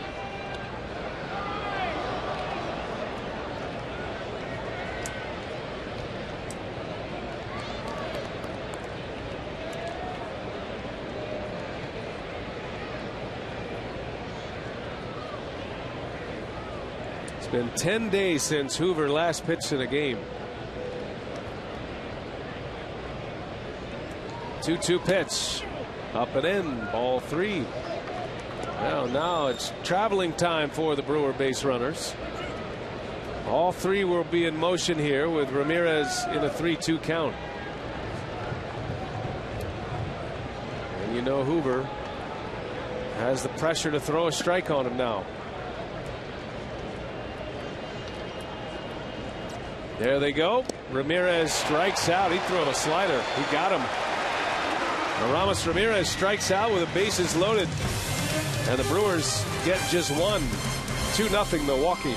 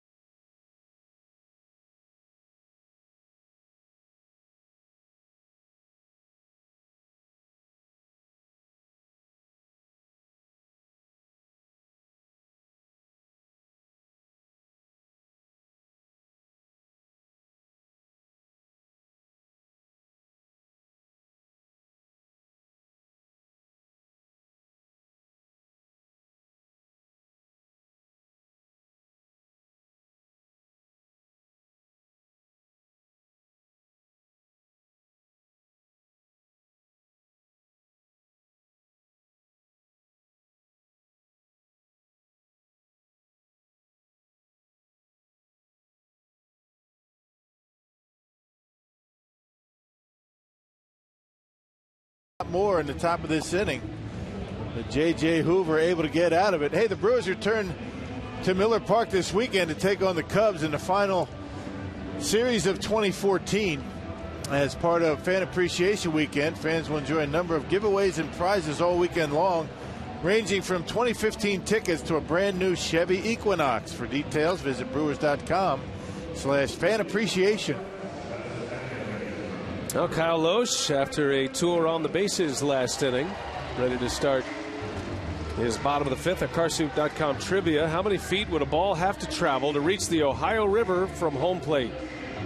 Feels like a very random, difficult Wednesday night question from Brian Michelangelo. Well, yeah, you know, it's a long way between the back of the stands, and the river. There's a walkway, there's a street, followed by another walkway, and I'm going B. Yeah, I'm going to go 1,000. I don't remember which one B was, but I'm going B. 600 and something. That's what I'm going with. 615. You're going C. It's a long ways. Brandon Phillips starts the Reds' fifth. How far do you think it is to hit it over the bleachers? Almost 500 feet. 500. Add another 115, and you're into the Ohio. Would you like to take another guess? Do you want to redo your guess? No. How far can you throw that ball in your hand? I know I can get it up to about 65 miles an hour. Oh, you can you? I'd like to see that.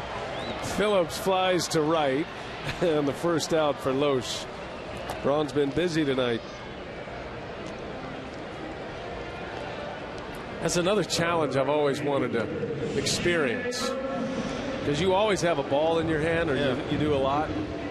And I know a lot of times when things aren't going well and you get a little angry, you feel like throwing that ball. Yeah. And I'd like to know how far you could throw it. You got to play the elevate. You got to play the arc. You got to throw a little sidearm, which is going to take off a little distance. Well, you have to throw it sidearm because you have the roof up above that. That's what I'm saying. You don't have. See? I mean, you got a little bit of. If I stand up like this, I go right into the ceiling. So I have to go this way, which is going to put a little movement on it and shorten up the distance a bit. What about if you did it from the seated position? Who am I, Maldonado? I don't care how you do it. I just want to know how far you could actually throw a ball. Do you think you could get it to the pitcher's mound? No. You think he can throw it over the net? Oh, yeah. Oh, really? I know I'm not going to try. Come on. Do it right now. What's gotten into you tonight? Actually, you started it. I kind of did. You did. You said you were throwing all change-ups in fantasy camp. Started questioning the athleticism from the booth. You said you were bringing it, and I said, yeah, about 60. And I was pumping you up, saying 60. See, I need you to get in communication with Jerry Augustine. He was my fantasy camp manager. I'd like to know. He saw it all. That hurt me, man. 2-2 to Bruce, in the air to center field. Gomez going back, and at the track he'll reach up and make the play for the out. I wasn't trying to insult you, actually. I was complimenting you. I know it. That's what's even sadder. We'll see what Augie has to say.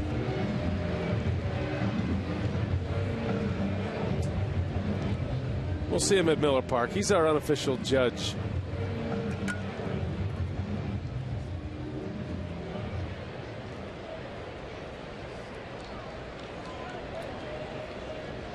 Two outs for Jack Hanahan.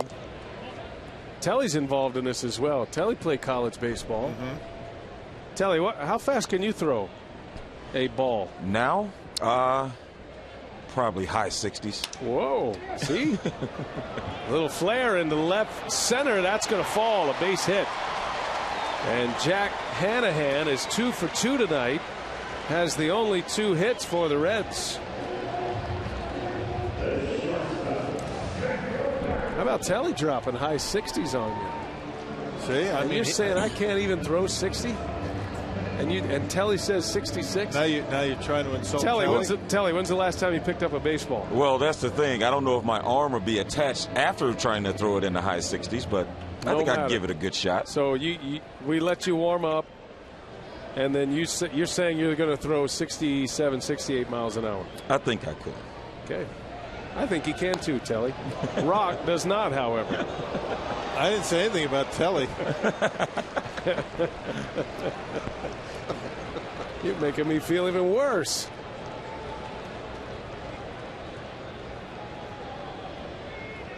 Looks like you and I are going to have to play some catch tomorrow, Telly. Let's get on it.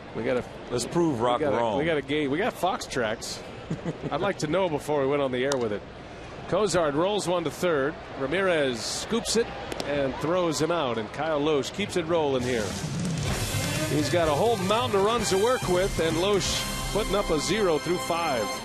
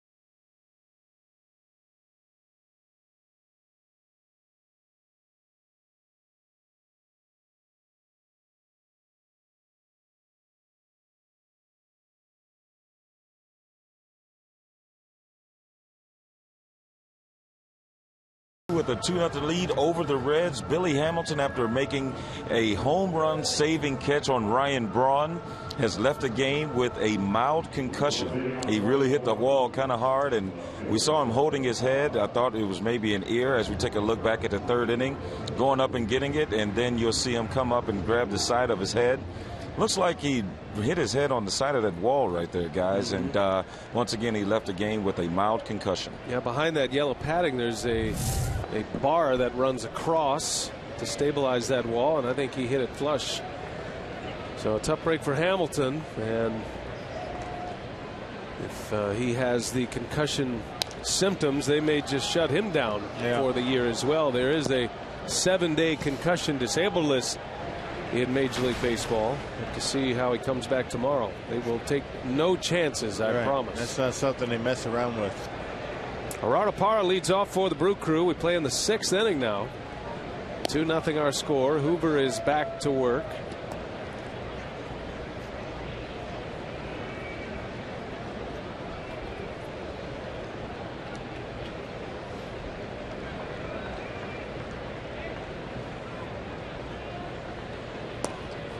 And a strike to Parra.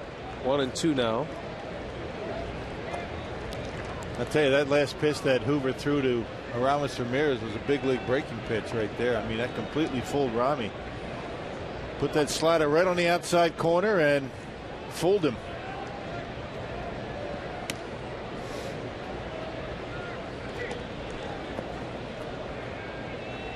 He's been buried in that Cincinnati bullpen. Got to wonder how he's been able to keep himself sharp. He's thrown a lot of strikes since coming on here. Hasn't pitched in 10 days. He's had good velocity, which you would expect after a long layoff, but the breaking ball's been well located. Yeah, well, he hung the first one and then threw some pretty good ones. Full count to Parra. Brewers up 2-0. RBIs today from Gomez and Ricky Weeks. And there's a walk. So Parra draws a leadoff walk here in the 6th inning. The Brewers have had 4 walks in the last 2 innings. 5 for the game. I got a response from Augie. He said BA was throwing pretty good, and I can tell you the glove popped a couple of times. A couple of times. And he said he probably threw around 65, but it went dramatically down after pitch number 120. I did throw 12 innings for Augie. He just kept telling me to go back out there as you see Weeks at the plate tonight, presented by Wendy's. So 65, how many years ago was that? 2 years ago, wasn't it? No. 3 years ago? 65. All right. Oh, man. Pride and ego. It's a dangerous thing.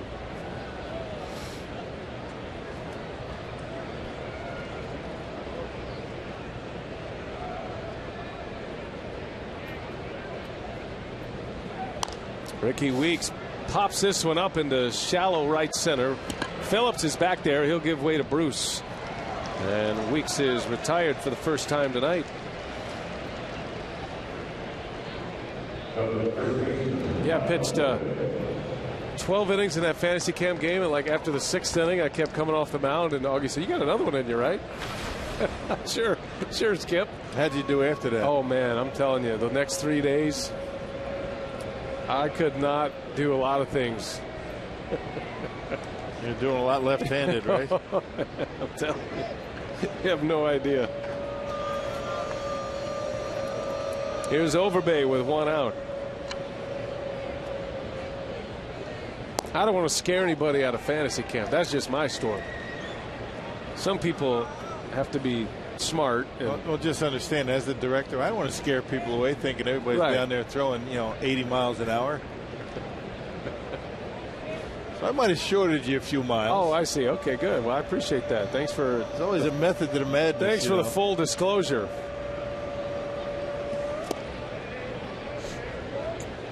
As most pitches in fantasy camp come in on an arc. Gravity does have an effect on most pitches, yes.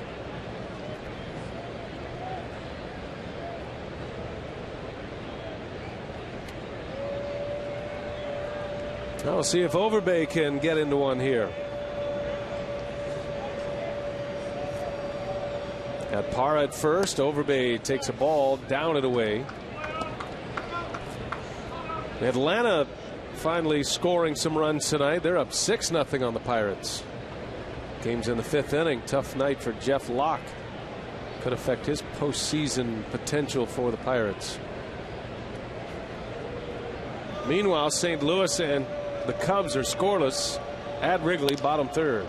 Looks like a double play ball here. Phillips to Cozart, and as routine as it gets. Inning over.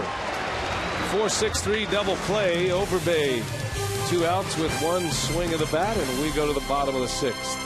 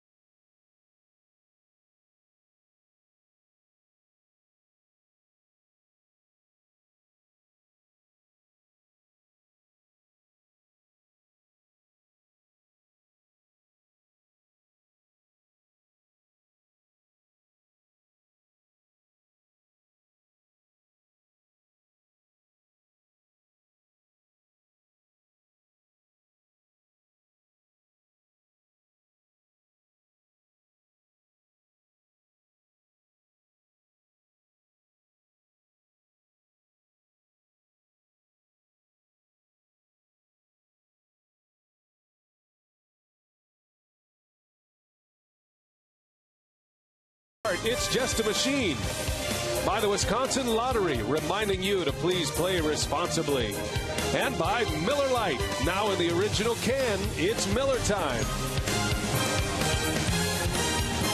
Outside Great American Ballpark, the statue of the Hall of Famer, the great second baseman Joe Morgan, who is in attendance tonight. I saw Joe earlier tonight, walking around the hallways here.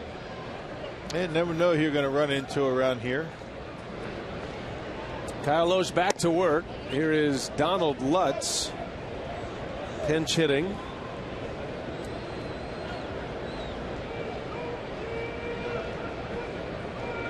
The German-born Donald Lutz, and he hits a shot right at Loesch.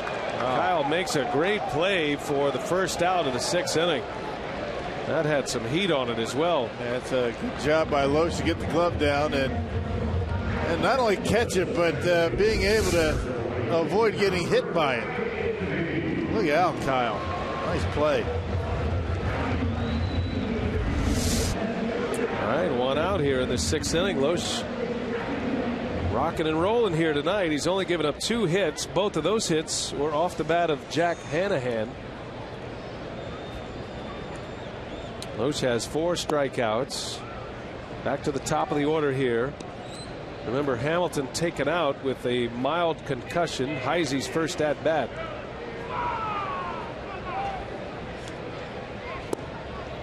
Well, changeup's been a good pitch for Loesch tonight. Yes, it has. Hasn't thrown too many curveballs tonight. It's been changeup, the cutter, and the fastball. You got to be careful with the fastball to this group. Another changeup at 78 miles an hour.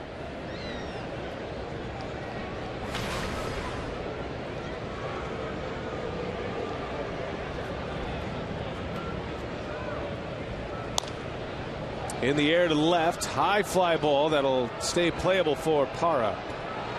And Heisey is retired. 2 up and 2 down for Kyle Loesch. Hey, you can join the Bucks for a free youth basketball clinic.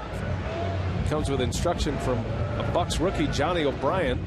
It's on September 26th and 27th. The clinics will be held at Eau Claire on Friday and Wausau on Saturday and are open to the public. For more information, visit foxsportswisconsin.com. Click on the upcoming events tab on the Hot Topics bar. Loesch gets ahead of Jason Bourgeois with 2 away in the 6th inning.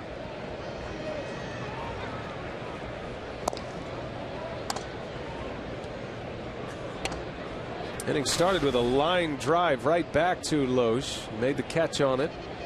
Taking a hit away from Lutz. Got a chance to make this a quick one as well. Pitch count in great shape at 68. Very efficient. Had 3 strikeouts through the first 3 innings. But has been able to get some outs early in the count. Weak fly balls, ground balls. It's been mostly fly ball outs for Loesch tonight. Half swing, he goes. Bourgeois strikes out, and Loesch, a 3 up, 3 down inning. 5th K of the game. He's got 6 shutout on the board.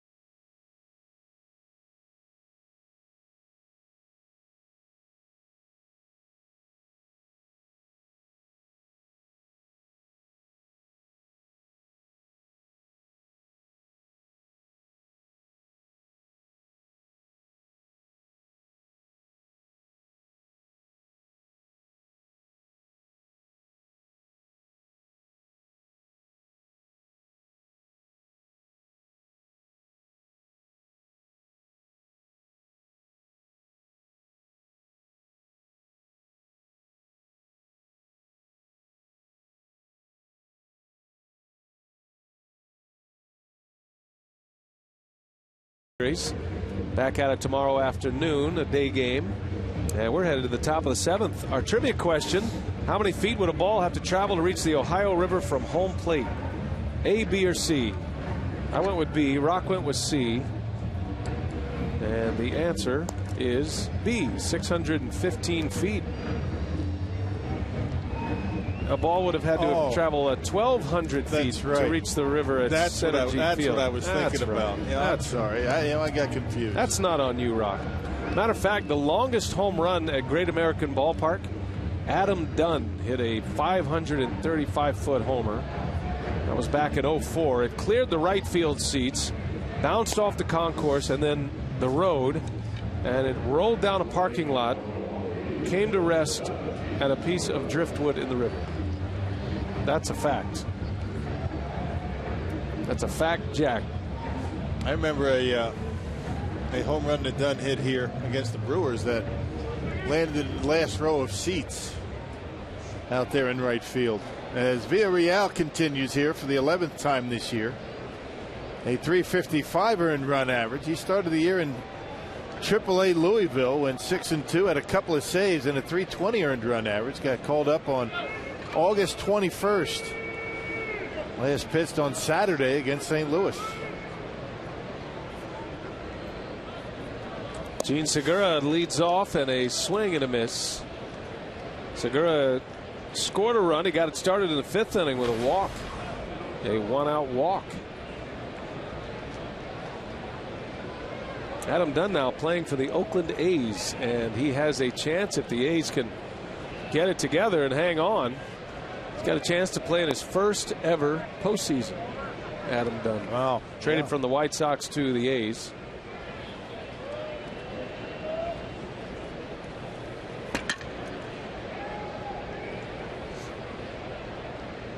Adam Dunn also hit one up in the dew deck at Miller Park. Yeah, he did. He's among the leaders at Miller Park for longest home runs. I think he hit that one 465. I don't know. There was a stretch, though, for a lot of years at Miller Park, you know, in the early days at Miller Park, that every longest home run ended up 465, no matter what. Just went 465. Russell Brandon had one 465.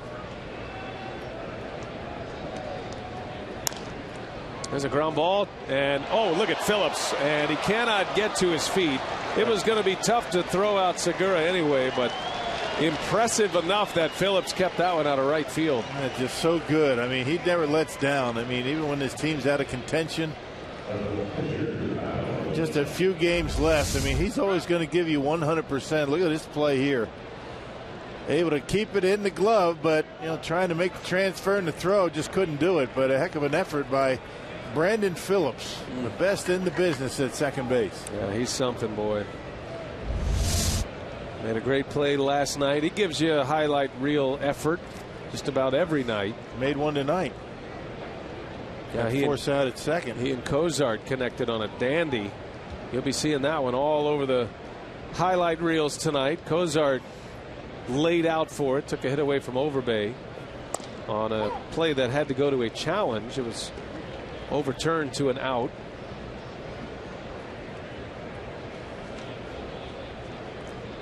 Loesch batting for the 3rd time. He's 0 for 1 with a walk. Looking to bunt Segura to second.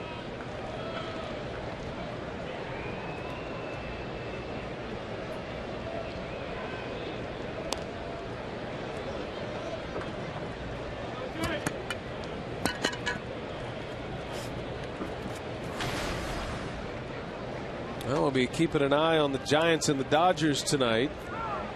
San Francisco has a magic number of 1 to clinch a postseason berth. The Dodgers have a magic number of 1 to clinch the West. Basically, the Brewers have to win out these next 5 games. The Giants have to lose every game. That would force a 1-game tiebreaker in San Francisco to see who goes into the wild card. Well, win tonight. Dodgers have Kershaw on the mound against San Francisco. Just survive one more day has been the mantra. Brewers have not played well, and it's not a likely scenario by any stretch. But you never know. Until you're mathematically eliminated, you keep fighting for it. Why not? What else you got to do? Right. You got to win every night, no matter what the situation is. Managers hate that question. Is this a must-win tonight? Seems like it starts from opening day. Well, yes and no. And it is now for the Brewers. Well, it's a must-winning effort. Let's put it that way, right? Whether you win or not, sometimes you can't control that, but the effort doesn't change no matter what. It shouldn't anyway. Right. 2-2 to Loesch. Villarreal, and that one's bunted foul, and that's a strikeout. Instead of a double play, that is an out on Loesch. Mazaraco tried to get on it quickly. That's the right thing to do. He tried to get it before it went foul. Fired a strike over to second base. That would have been an easy double play for him. It's not where your feet are, where your body is when you touch the baseball. It's where the ball actually is. Is it in fair territory? Never was in fair territory. Not even close. Yeah, clearly foul. Good call by Dan Isonia. He's a great umpire, Dan Isonia. He's umpired in a World Series.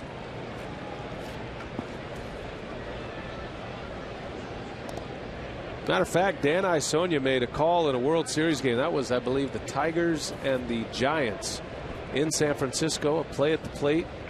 And there was a lot of controversy around it. This is before replay, of course. A couple of years ago. That was back in the 2012 World Series.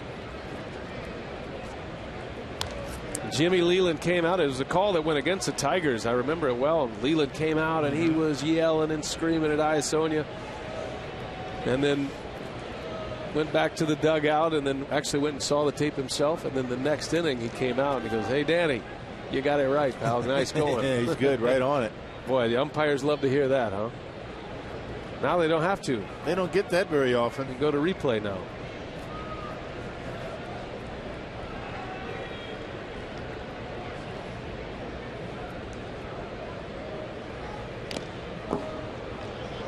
Yeah, but again, don't you miss the arguments just a little bit? A touch.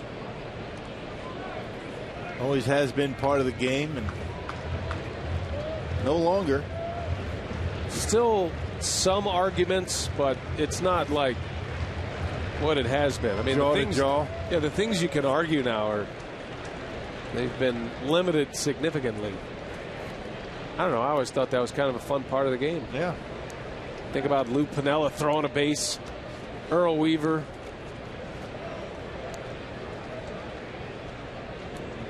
Oh, and 2 to Gomez is in the dirt, and Segura is on his way to second. The throw is late, and Segura able to keep his foot on the bag barely.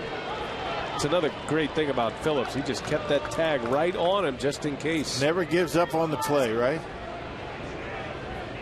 Keep the glove on there, and with replay, if he loses contact with that bag for just a fraction, they call him out.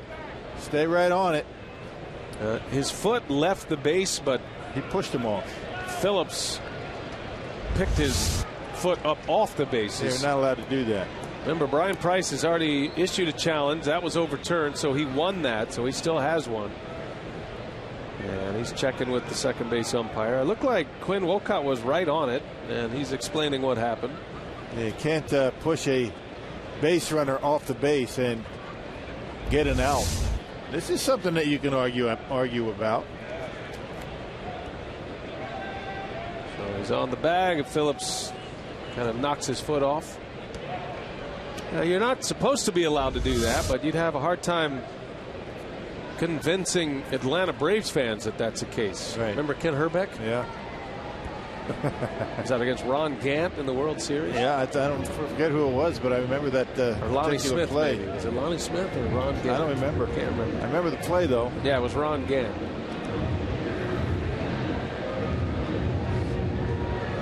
So Phillips doing his Ken Herbeck impression, and Brian Price wants to hear it from everyone. You can read the lips of Dale Scott. He forced him off the bag. Can't do that. That took a little bit too long.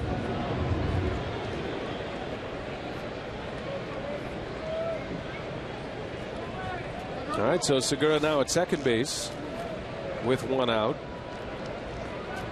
And Gomez, who is the club leader in home runs, he's tied with Davis and Reynolds.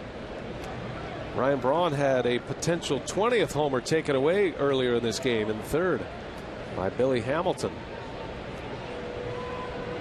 A chance at an RBI here. Gomez has one tonight, a double. That was in the fifth. He blistered a high fastball into the gap in left center. Nice short stroke, didn't overswing, and that baseball just jumped off his bat.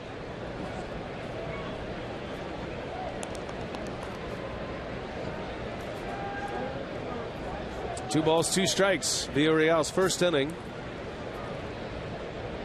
Gave up an infield hit to start the inning to Segura, and Gomez pops it foul in the seats.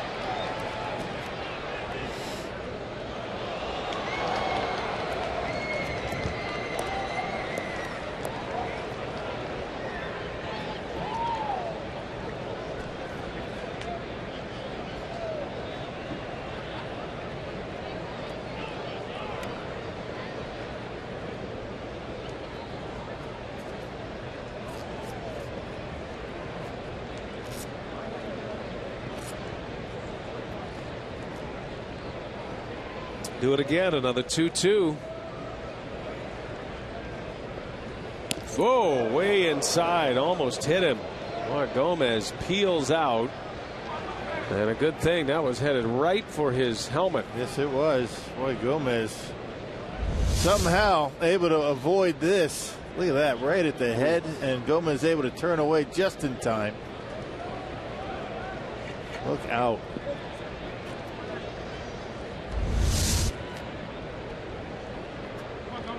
Full count now. Wonder if he'll throw a breaking ball here. No, comes back with a fastball, almost hit him again, and that is ball four. So first and second with one out. Here comes Ryan Braun. Hey, join the Brewers this Sunday as they cap off Fan Appreciation Weekend with their annual scratch-off card giveaway. All fans at Miller Park will get a scratch-off card with prizes ranging from 2015 tickets to autographed memorabilia to a free club-level suite. Call 414-902-4000 or go to Brewers.com for details. Well, big spot for Braun here with two on. Walked his last time up. Had a home run taken away in the third inning to deep left center. Hamilton went up and over the wall to make that catch. First time up, he popped up to first. Ryan's 0 for 2. Brewers lead 2-0. Hungry for more. Trying to give Loesch some run support here. You figure you'd tack on a couple of runs the way Loesch is pitching. Yeah. He might be able to cruise on in here tonight. Yeah, Brewers with 5 hits and 4 walks tonight. Or I should say 6 walks. So 11 base runners for the crew. They've been able to plate just 2 of them. Good speed on the bags. Segura and Gomez, and Braun off the end of the bat into center field, and Heise is there. Second out of the inning. Both runners retreat.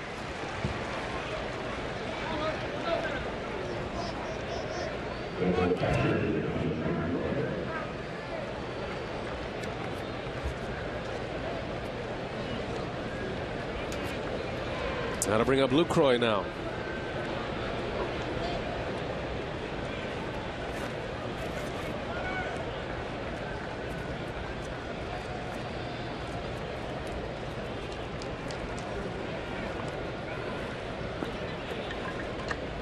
Lucroy a double away from a franchise record. He'd love to set it right here. That might score 2. With 2 men out, both runners will be running on contact.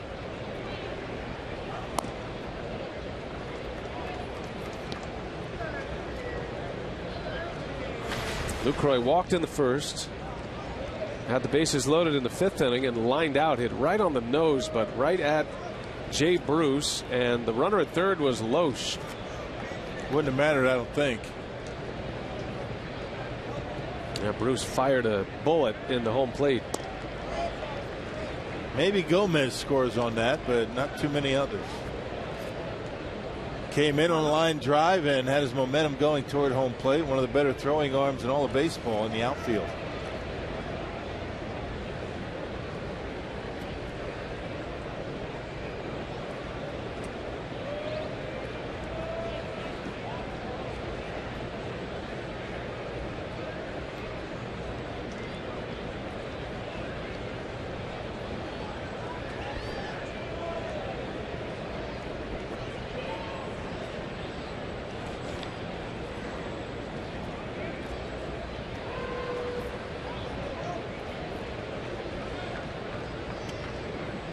Two balls, no strikes on Lucroy. First and second, Lucroy takes a ball down and in. Jonathan had a career high in homers last year with 18. Career high in RBIs with 82 last year. This year he's at 13 homers, 68 runs batted in. But he has more than doubled his doubles output this season. At 25 doubles last year, he's got 52 to lead both leagues this season. Yep, sitting at 301. I know that's a goal for Lucroy to be able to finish this season over 300.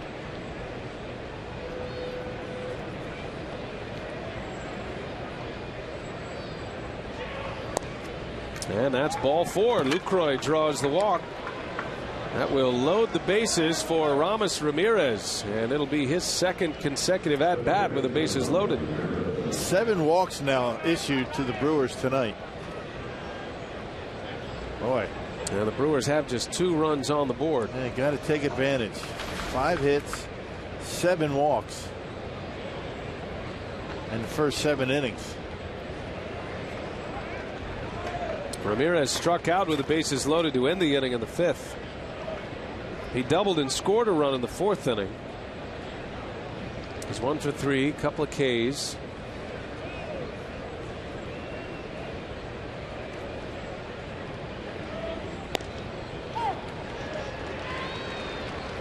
That's the way it's going for Ramirez. All road trip long, he's been hunting a first pitch fastball. He's been swinging away on the first pitch a lot. He's getting a lot of breaking stuff. This time he takes one right down the heart and a fastball.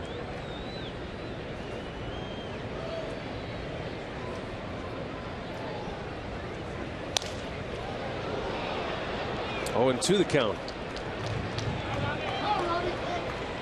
Taking strikes and swinging at balls. When you're struggling as a hitter, it feels like you're always in an 0-2 count. Yeah, he threw the first one right down the middle and then got Ramirez to swing at one in off the plate.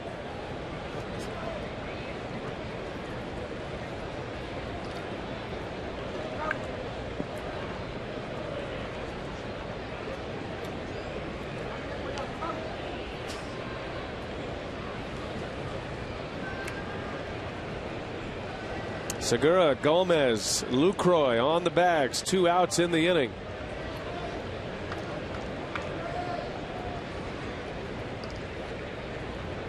Villarreal has him in a hole, 0-2. And a high fastball misses. Villarreal throws a lot of fastballs. He has confidence in that pitch. Got pretty good movement on it when he keeps it down in the strike zone. Flattens out, levels out when it's up. Not much movement, pretty straight.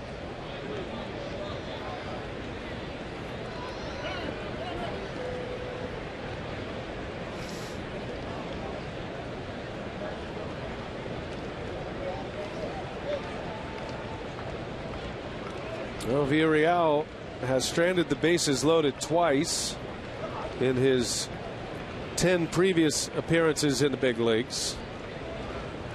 He's got them loaded again. 1 ball, 2 strikes.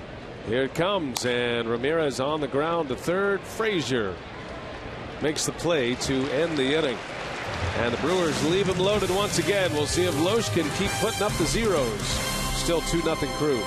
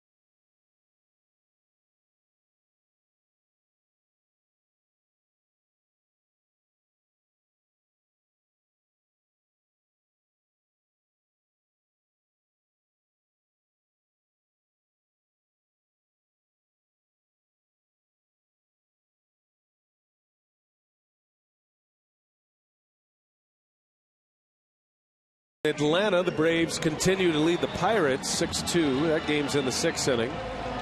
Pirates could still win that division. They are a game back in the loss column to St. Louis. Well, here in Cincinnati, the Brewers still mathematically alive. Going to take a miracle finish with 5 to play, but Loesch is doing his part tonight. He is working on a shutout, a 2-hitter, and both of the hits coming from the same player, Jack Anaheim. Yeah, 2 hits and no walks. And Kyle's only allowed the 2 base runners. And a ground ball up the middle. Weeks ranges over a jump throw, and it is in time for the out. Inspired by Brandon Phillips. Boy, that's as good of a play as we've seen from Ricky Weeks in a few years. That was outstanding. Need a really good arm to be able to make that play. Ricky's saying, everybody talking about Brandon Phillips, don't forget about me. This ball well on the shortstop side of second. Look at this throw. He gets him by half a step. That's a heck of a play by Ricky Weeks. Shining moment brought to you by the Marshfield Clinic. So 1 gone, and on the first pitch, Mesoraco, deep center field, going to stay in. Gomez for out number 2. Loesch has been bitten by the home run bug a little bit here lately. Gave up a couple of home runs to the Cardinals in his first start in September. Gave up a home run to the Reds on September 12th. I'll tell you though, you look at Loesch's last 3 starts, including this one, he's only allowed 3 earned runs in now 16 2/3 innings. All right, he's been good. Trying to finish strong. Problem is he doesn't have a win in those previous 2 starts despite pitching well. This stretch of pitching by the Brewers, at least their starters anyway, the last 12 games the starting pitchers have posted an earned run average of 1.55, and yet they are 6-6. It's the lowest ERA in the major leagues, and yet the Brewers are 6-6 in that stretch. Yeah. And you just hate wasting good starts like the ones the Brewers have been able to put together and just get a few runs. I mean, you don't have to really put up big numbers, but the way these guys have been pitching could be a lot different, should be a lot different. It's been a dreadful team slump at the plate, coming at the worst possible time.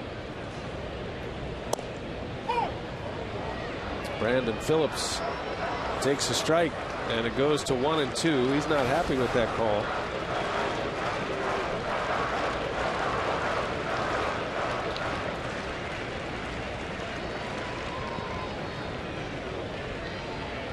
Lowe steals a 1-2 to Phillips, and he fouls it away.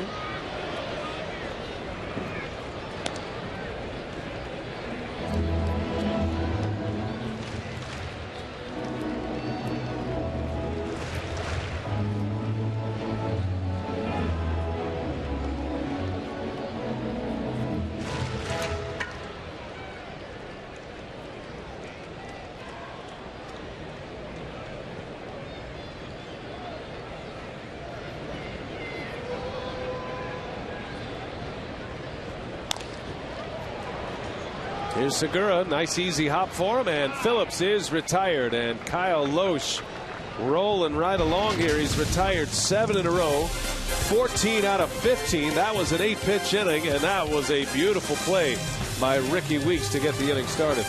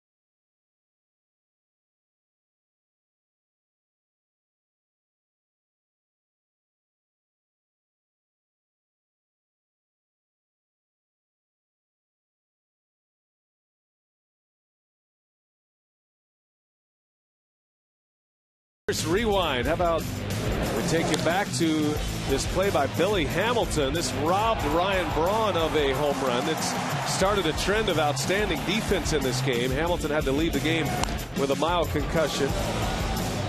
And then this great throw by Bourgeois. Even though that drove in a run for the Brewers, Ricky Weeks was gunned down at second base. Gomez then driving in another run. This was a double and an RBI in the 5th inning. Brewers scoring in back-to-back innings. And Kyle Loesch has been on his game. Yeah, just dealing here today. I mean, really efficient with his pitches. And what is he, around 80 pitches right now, Kyle Loesch? 78 pitches, and has a pretty good chance of finishing this one if Ron Renicky feels like he wants to give him a chance. So the starting pitching continues to be very good. Brewers have had opportunities to bust this one wide open, but have not been able to do it. Loesch had a shutout earlier this year. That was against the Cubs back in June. Ryan Dennick is the next out of the Cincinnati bullpen. And one of 3 left-handers down there for the Reds. 57 games down in the minor leagues. The International League, AAA Louisville. He's 4-0 with a .236 earned run average. Having a much tougher time here at the major league level. So Dennick will get an inning here in the Brewers' 8th. Gerardo Parra leads off, and he spins one in for strike 1 on Parra.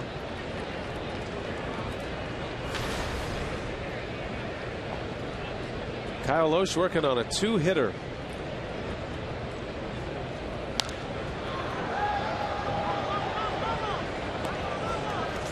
Loesch has not walked a batter. He has struck out 5.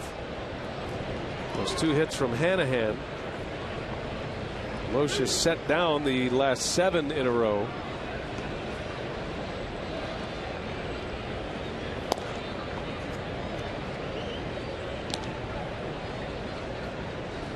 And Loesch only gave up 4 hits to the St. Louis Cardinals in 7 1/3 his last time out. Took him 88 pitches. Yeah, that was the one that stung the Brewers in a big way. That was that 13-inning loss. Final game of that series. That could have changed the entire complexion of the road trip and the season for that matter.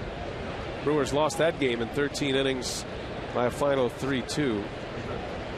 The Cardinals scored 2 runs in that 8th inning against Loesch and Broxton. But that's the way it went down.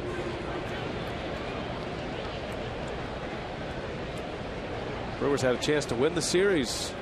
Take 2 out of 3 from the Cardinals. A lot of missed opportunities this year. Yeah. It's going to be one of those seasons as Parra draws the walk to start the 8th inning. Now, don't forget Saturday, coming up this Saturday, MLB returns to Fox.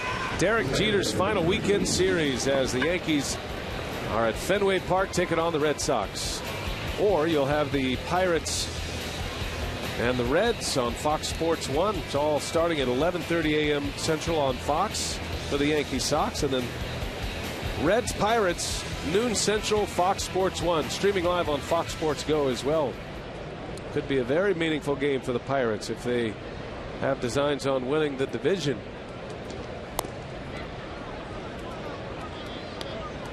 Been a great career for Derek Jeter. He'll be playing in his final game at Yankee Stadium tomorrow. Baseball is going to miss him. He's been a good ambassador to the game. He's been able to keep his nose clean. And a heck of a player.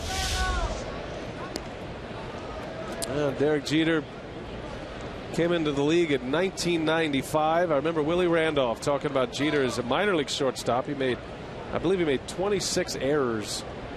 Last year he was in the minor leagues, and they were concerned about his defense. But boy, those concerns went away quickly. Stats tell one story, the presence tells another. And what a gamer he was. What a great ambassador. Big time player, right? World Series, playoffs.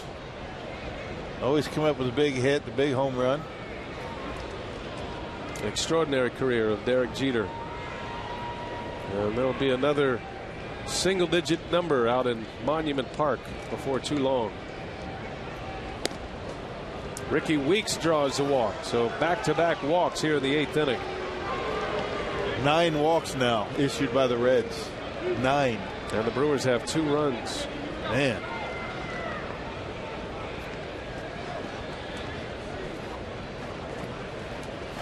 Can be a lonely place on the mound, especially for a young pitcher who's getting his first chance in the big leagues. Chris Davis is going to pinch hit here for Lyle Overbay.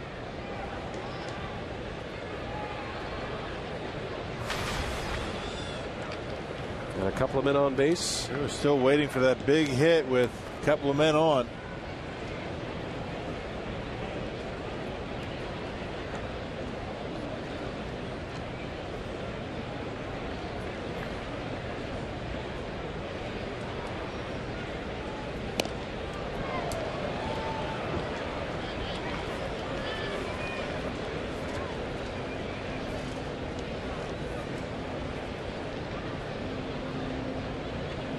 Two on for Davis. Parra and Weeks back-to-back walks to start the 8th.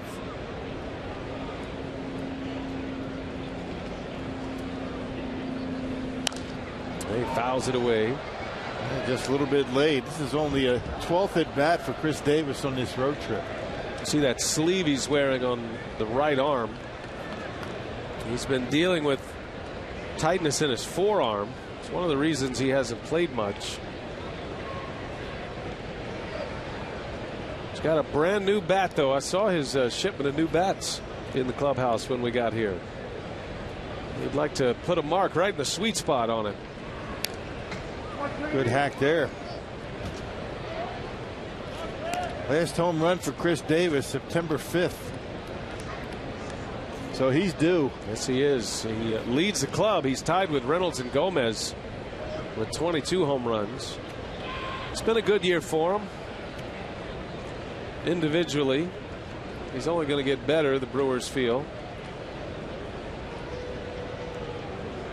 He and Scooter Gennett have answered well in their first full season in the big leagues. A little half swing. They'll ask if he went. He did not. He checked it for a ball.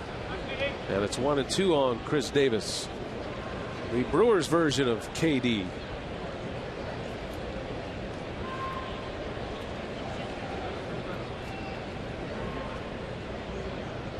And when he's going right, I mean, he's driving baseballs into right center, has plenty of power to knock him out of here to right field. Sometimes he gets a little bit pull conscious.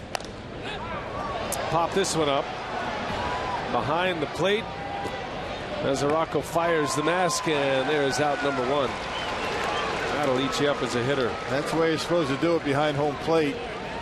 Find out where the baseball is and throw the mask as far as you can so you don't trip over it. And if you can hit a member of the opposition, that's bonus points. Almost got Segura, didn't he? Check out Mesoraco. All right, he spots the ball, and then he goes, all right, who can I hit? That's the way you do it, right? That's how you're taught. Yep. Keep it out of the way. Take that, Gene. Make sure you don't trip. First out of the inning. Here is Segura with 2 on. And a strike.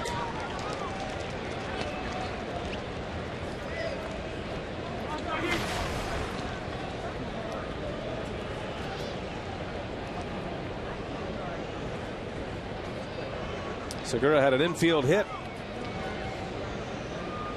his last time up. He's also walked and scored tonight. That ball is hit hard into left center field. That's going to go to the wall, and this will bring in a couple here. Parra is in. Ricky Weeks all the way around. He'll score. Now Segura is on his way to third, and the throw comes in. He is safe at third base. He drives in a pair with a double and then takes third on a bad throw in from the outfield. Now there's your big hit with a couple of men on. Finally for the Brewers, able to cash in all those walks issued by the Reds tonight, and this is the first 2 to score tonight. That's amazing. Actually, one other. So Segura able to rattle one off the wall out there into left center field, and Very good speed on the bases. Parr and Weeks able to come around to score. And that'll be an error on somebody out there, probably to throw in to the infield. The Badger Mutual Insurance run of the game. It's going to go as an error on Bourgeois and left. Segura gets to third with 1 out. And here is Kyle Loesch now, the pitcher, batting for the 4th time tonight. He's 0 for 2 with a walk. Yeah, Brewers have been waiting for a hit like that for over a week.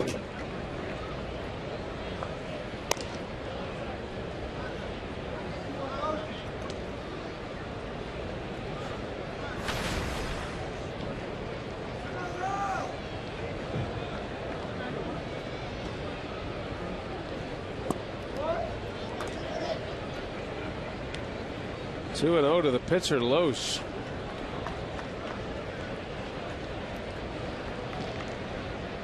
Ryan Denick having a tough time here throwing strikes. That's a strike, and that's in the air to deep right center field. That's going to get the job done. Bruce will line it up. Here comes Segura. Throw comes all the way in, and Segura scores easily. And Kyle Loesch with a sac fly and an RBI. And the Brewers have a 5-0 lead. Yeah, that's the way to do it. A big hit by Gene Segura. Everybody can exhale in that Brewers dugout for the time being. Able to put up a crooked number finally on the board. There you see it. It's good to see those guys smiling again. Been a while. And Kyle Loesch able to drive in a run. 2 outs, bases empty now for Carlos Gomez. That's the 5th RBI of the year for Loesch. Yep, 3 runs on 1 hit. Oh, those base on balls. Yep, they get you. Getting started with back-to-back walks.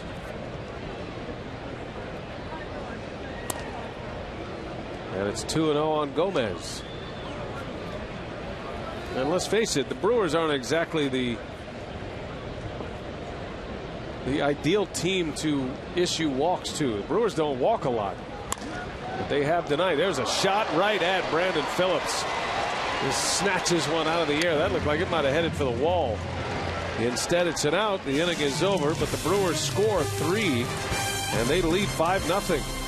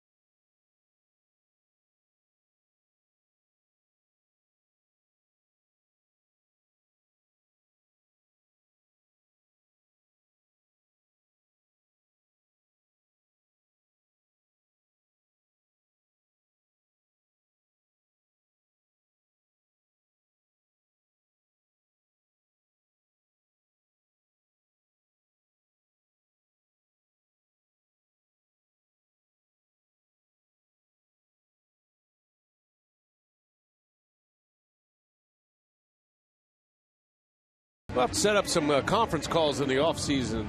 Jeff can toss it just to see how everybody's doing. See how he's doing. Mark Reynolds will take over at first base. We'll have to get our Jeff Grayson roast in place for tomorrow. I'll just say nice things about him tonight. He's done a great job for us all these years. Continues to hold down the fort in our Fox Sports Wisconsin studio for road games. Guy loves the Brewers. He's got great knowledge of Brewers history and always keeps us on our toes out here. We love having Jeff. Yeah, always good for a trivia tidbit from time to time. And he puts together just a beautiful set of notes, pregame notes. We can't use any of it, but it's a beautiful set of notes. It takes a lot of time to put that together. Different colors. Yeah, very color coded, different fonts, very easy to read. Jay Bruce starting this Cincinnati 8th, and Lowe strikes him out. He spun one in. Bruce knew it. And about face, Kyle Loesch with his 6th strikeout of the game. Twice he's caught Jay Bruce looking on the same pitch, a backdoor cutter. Right on the outside corner, a carbon copy of the one that he took in the 2nd inning. Wow, look at those pitches, that pitch cluster on Fox Tracks. Doesn't get much better. Can't walk it across any better than that. That is pitching to the edges, and Loesch has done it very well tonight. It's the only guy he's had trouble with, the guy in the batter's box. Jack Hanahan is 2 for 2, the only 2 hits Loesch has allowed.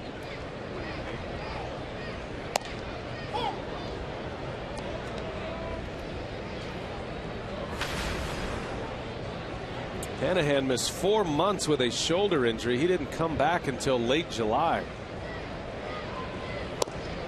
He's had a tough time getting going at the plate, but these 2 hits tonight has bumped his batting average to an even 200.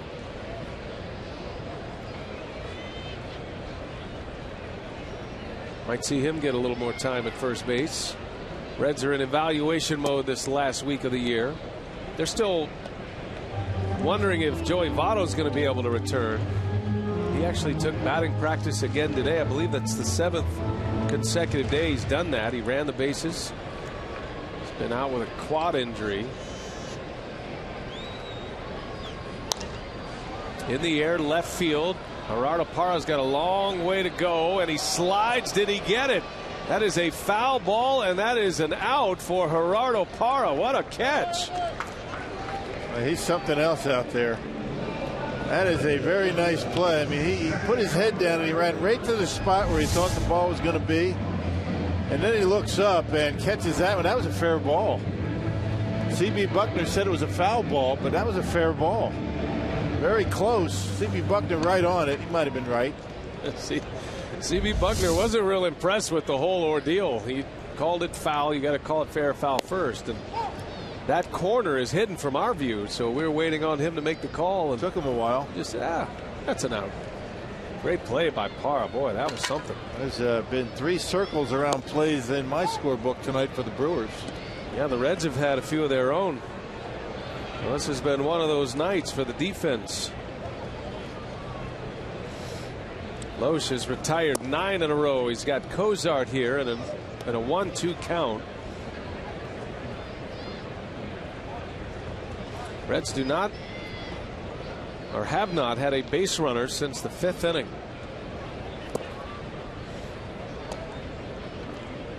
Cozart's 0 for 2.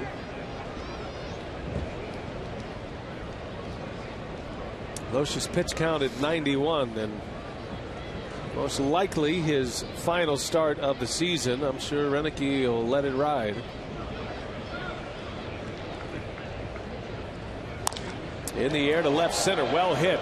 Carlos Gomez is on the run, and he's got it as he crashes up against the wall. Gomez with a sparkling play in deep center field. The side is retired, and a couple of gems from 2 Gold Glove outfielders in the 8th.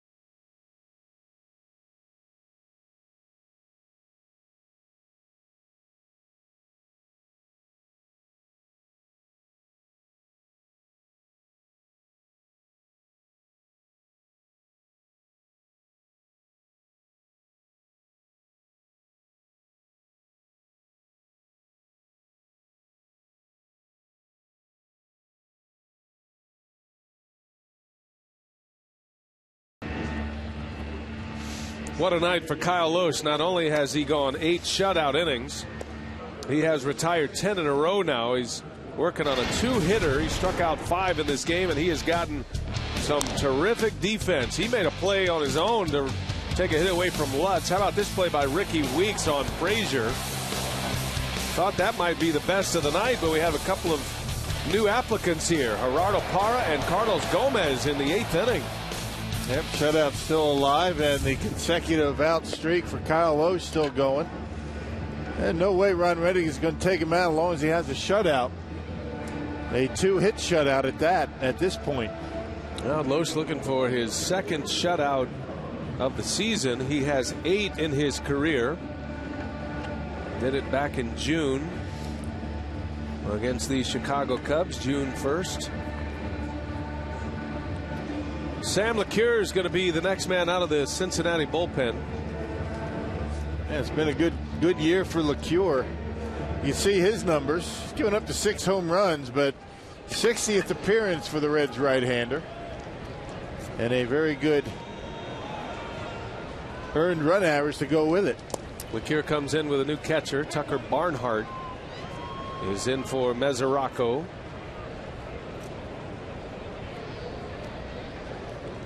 Ryan Braun will start it. He'll be followed by Lucroy, then Ramirez. Brewers up 5-0. Lohse with 8 shutout. He's also driven in a run. He's also drawn a walk. So he's had a productive night at the plate as well. It's like the big kid in Little League tonight, Kyle Lohse. Doing it all. Yep. Gene Segura with that big hit, the 2 RBI double last inning, giving Lohse and the Brewers some breathing room. Chopper into the hole at short. Long throw. Cozart. Boy, he had something on that. Man, what a throw. Flat-footed, he did that. Braun Good arm. is the first out here in the 9th. Well, as promised earlier in the broadcast, Rock, we finally have the AT&T fan photo of the game. Don't forget to use the hashtag WishFanPhoto to have a chance to show it, for us to show it in a broadcast. It's brought to you by AT&T. It's Cheryl. And no, I don't know which one it is. Which one you figure Cheryl is, Rock? I think she's the one in the middle. Let us know, Cheryl. Did you manage to get off a tweet today? No. Got to get on that, man. The road trip ends tomorrow. You got to hit your quota for the month. I'll tweet tomorrow. Okay. Promise. No retweeting either. Just I want you to send something on your own. I don't even know how to do that. The most complicated of the tweeting mechanisms. The old retweet. I just learned how to tweet a picture out. I mean, give me a break.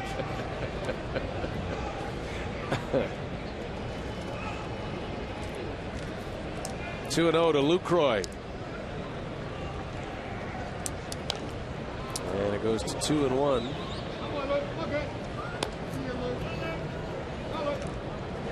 Speaking of tomorrow, the smooth transition to the Miller Lite What's on Tap. On the air at 11 a.m. tomorrow. Lefty David Holmberg against Giovanni Gallardo. Gallardo coming off one of his best starts in a couple of years. His last time out. That was a gem in Pittsburgh. Yes, it was. Had the best curveball of the year in his second to last start. Hey, Brewer win here, and they have a chance to win the series against the Reds. That hasn't happened since what? 2006, yeah, 06, 7, something like that? Yeah, 2006.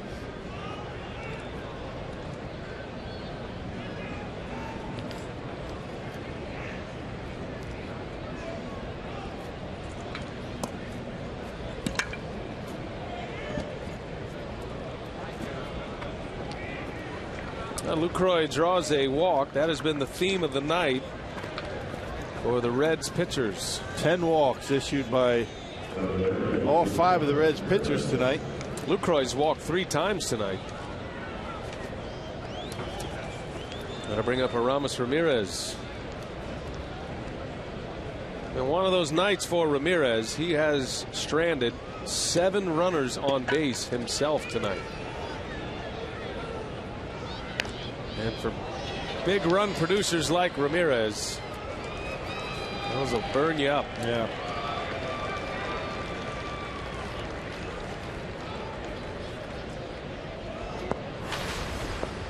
Reds set a season high for walks in a game. It had been 9. That Lucroy walk, their 10th issue. And a lot of blame to go around. Yeah, against a team that doesn't walk much normally. But showing good patience tonight.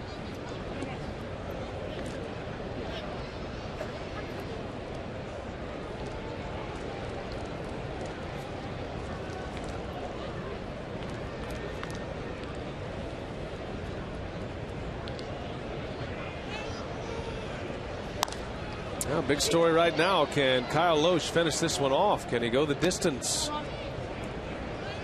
and fire his second shutout of his season? And if in fact it is his last start of the year, what a way to finish. Yeah. 3 great starts from Loesch. Brewers only have 2 complete games this year. Loesch had the shutout and Matt Garza. A fly ball shallow left. Bourgeois is there for out number 2. Tough night for Ramirez. And 2 gone with a runner at first. Although he did double and score a run back in the 4th inning. Scored the first run of the ball game. But left a bunch of guys on base tonight.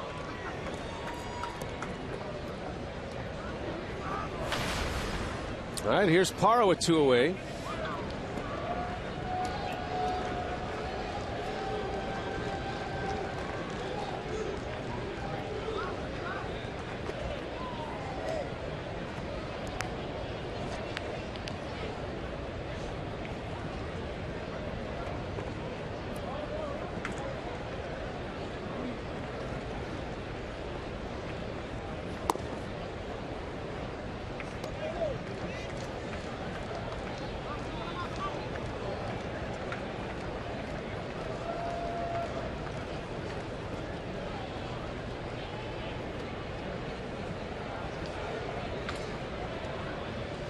Gerardo has walked twice in this game. There's a ground ball over to Anaheim, and that's going to retire the side.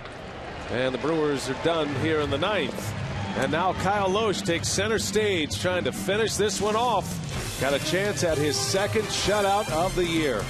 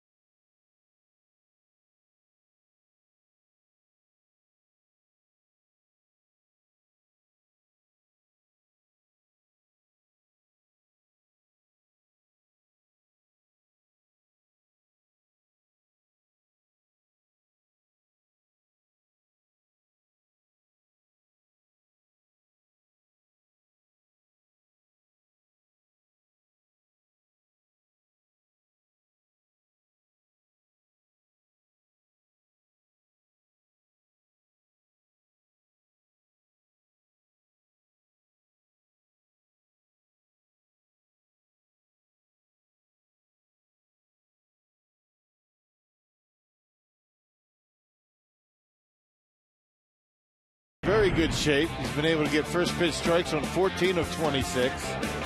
And one of the reasons why his pitch count's in such good shape, he's only had 2 3-ball counts and only one runner to reach second base tonight. So very efficient. The Reds 0 for 1 with runners in scoring position, and Kyle looking for his second complete game shutout of the season. Well, Loesch and Garza, the only two to do it. Garza did it against the Reds on the 5th of July. That was a shutout as well. Had 9 strikeouts in that game. Loesch sitting on 6 Ks. And facing Tucker Barnhart to start the inning.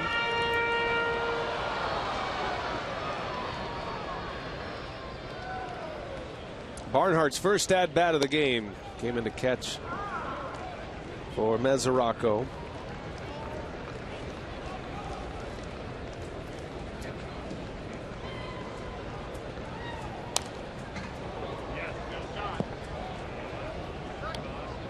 Well, the Brewers' fortunes turned against Cincinnati at the beginning of the second half. That was part of the post-All-Star break meltdown for the Reds. And the Brewers swept them at Miller Park, the second series after the All-Star break.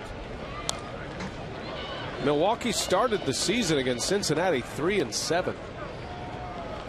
Dropped 7 of the first 10 against the Reds. It felt like the team the Brewers couldn't beat.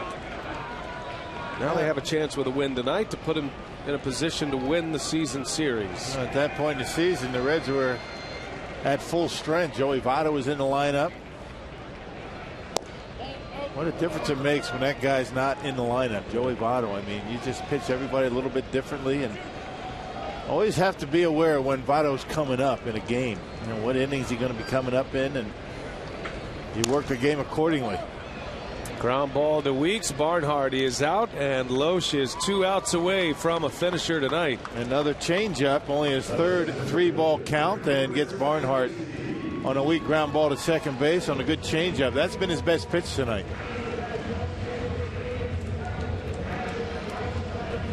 Two hits tonight. Jack Hanahan has them both.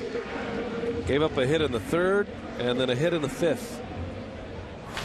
That is it against Loesch. No walks, 5 Ks. Back to the top of the order. Here is Chris Heisey. Second at bat for Heisey, who came in for the injured Billy Hamilton. Hamilton out with a mild concussion after taking a home run away from Ryan Braun in the 3rd.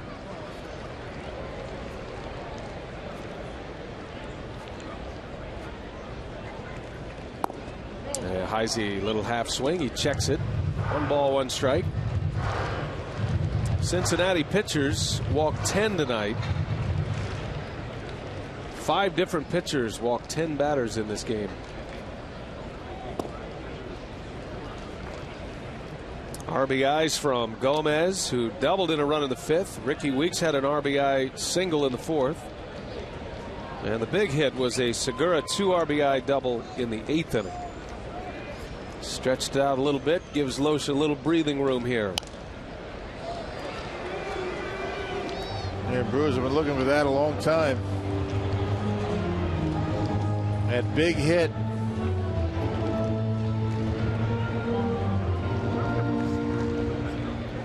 Last year, Loesch finished the season with a 2-hit shutout against Atlanta.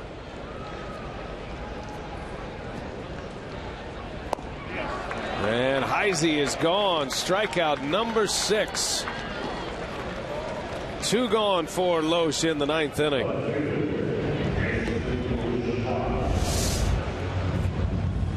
Another changeup. That's been the money pitch, the bread and butter tonight for Kyle Loesch.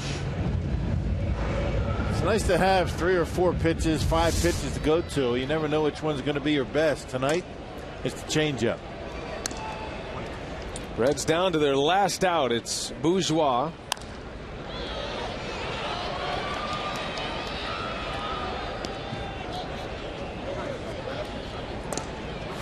Nearly 70% of the pitches tonight for Loesch have been strikes.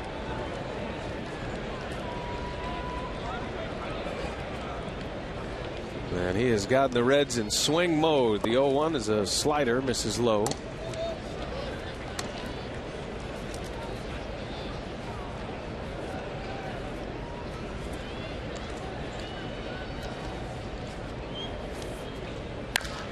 There's a shot right at Ricky Weeks.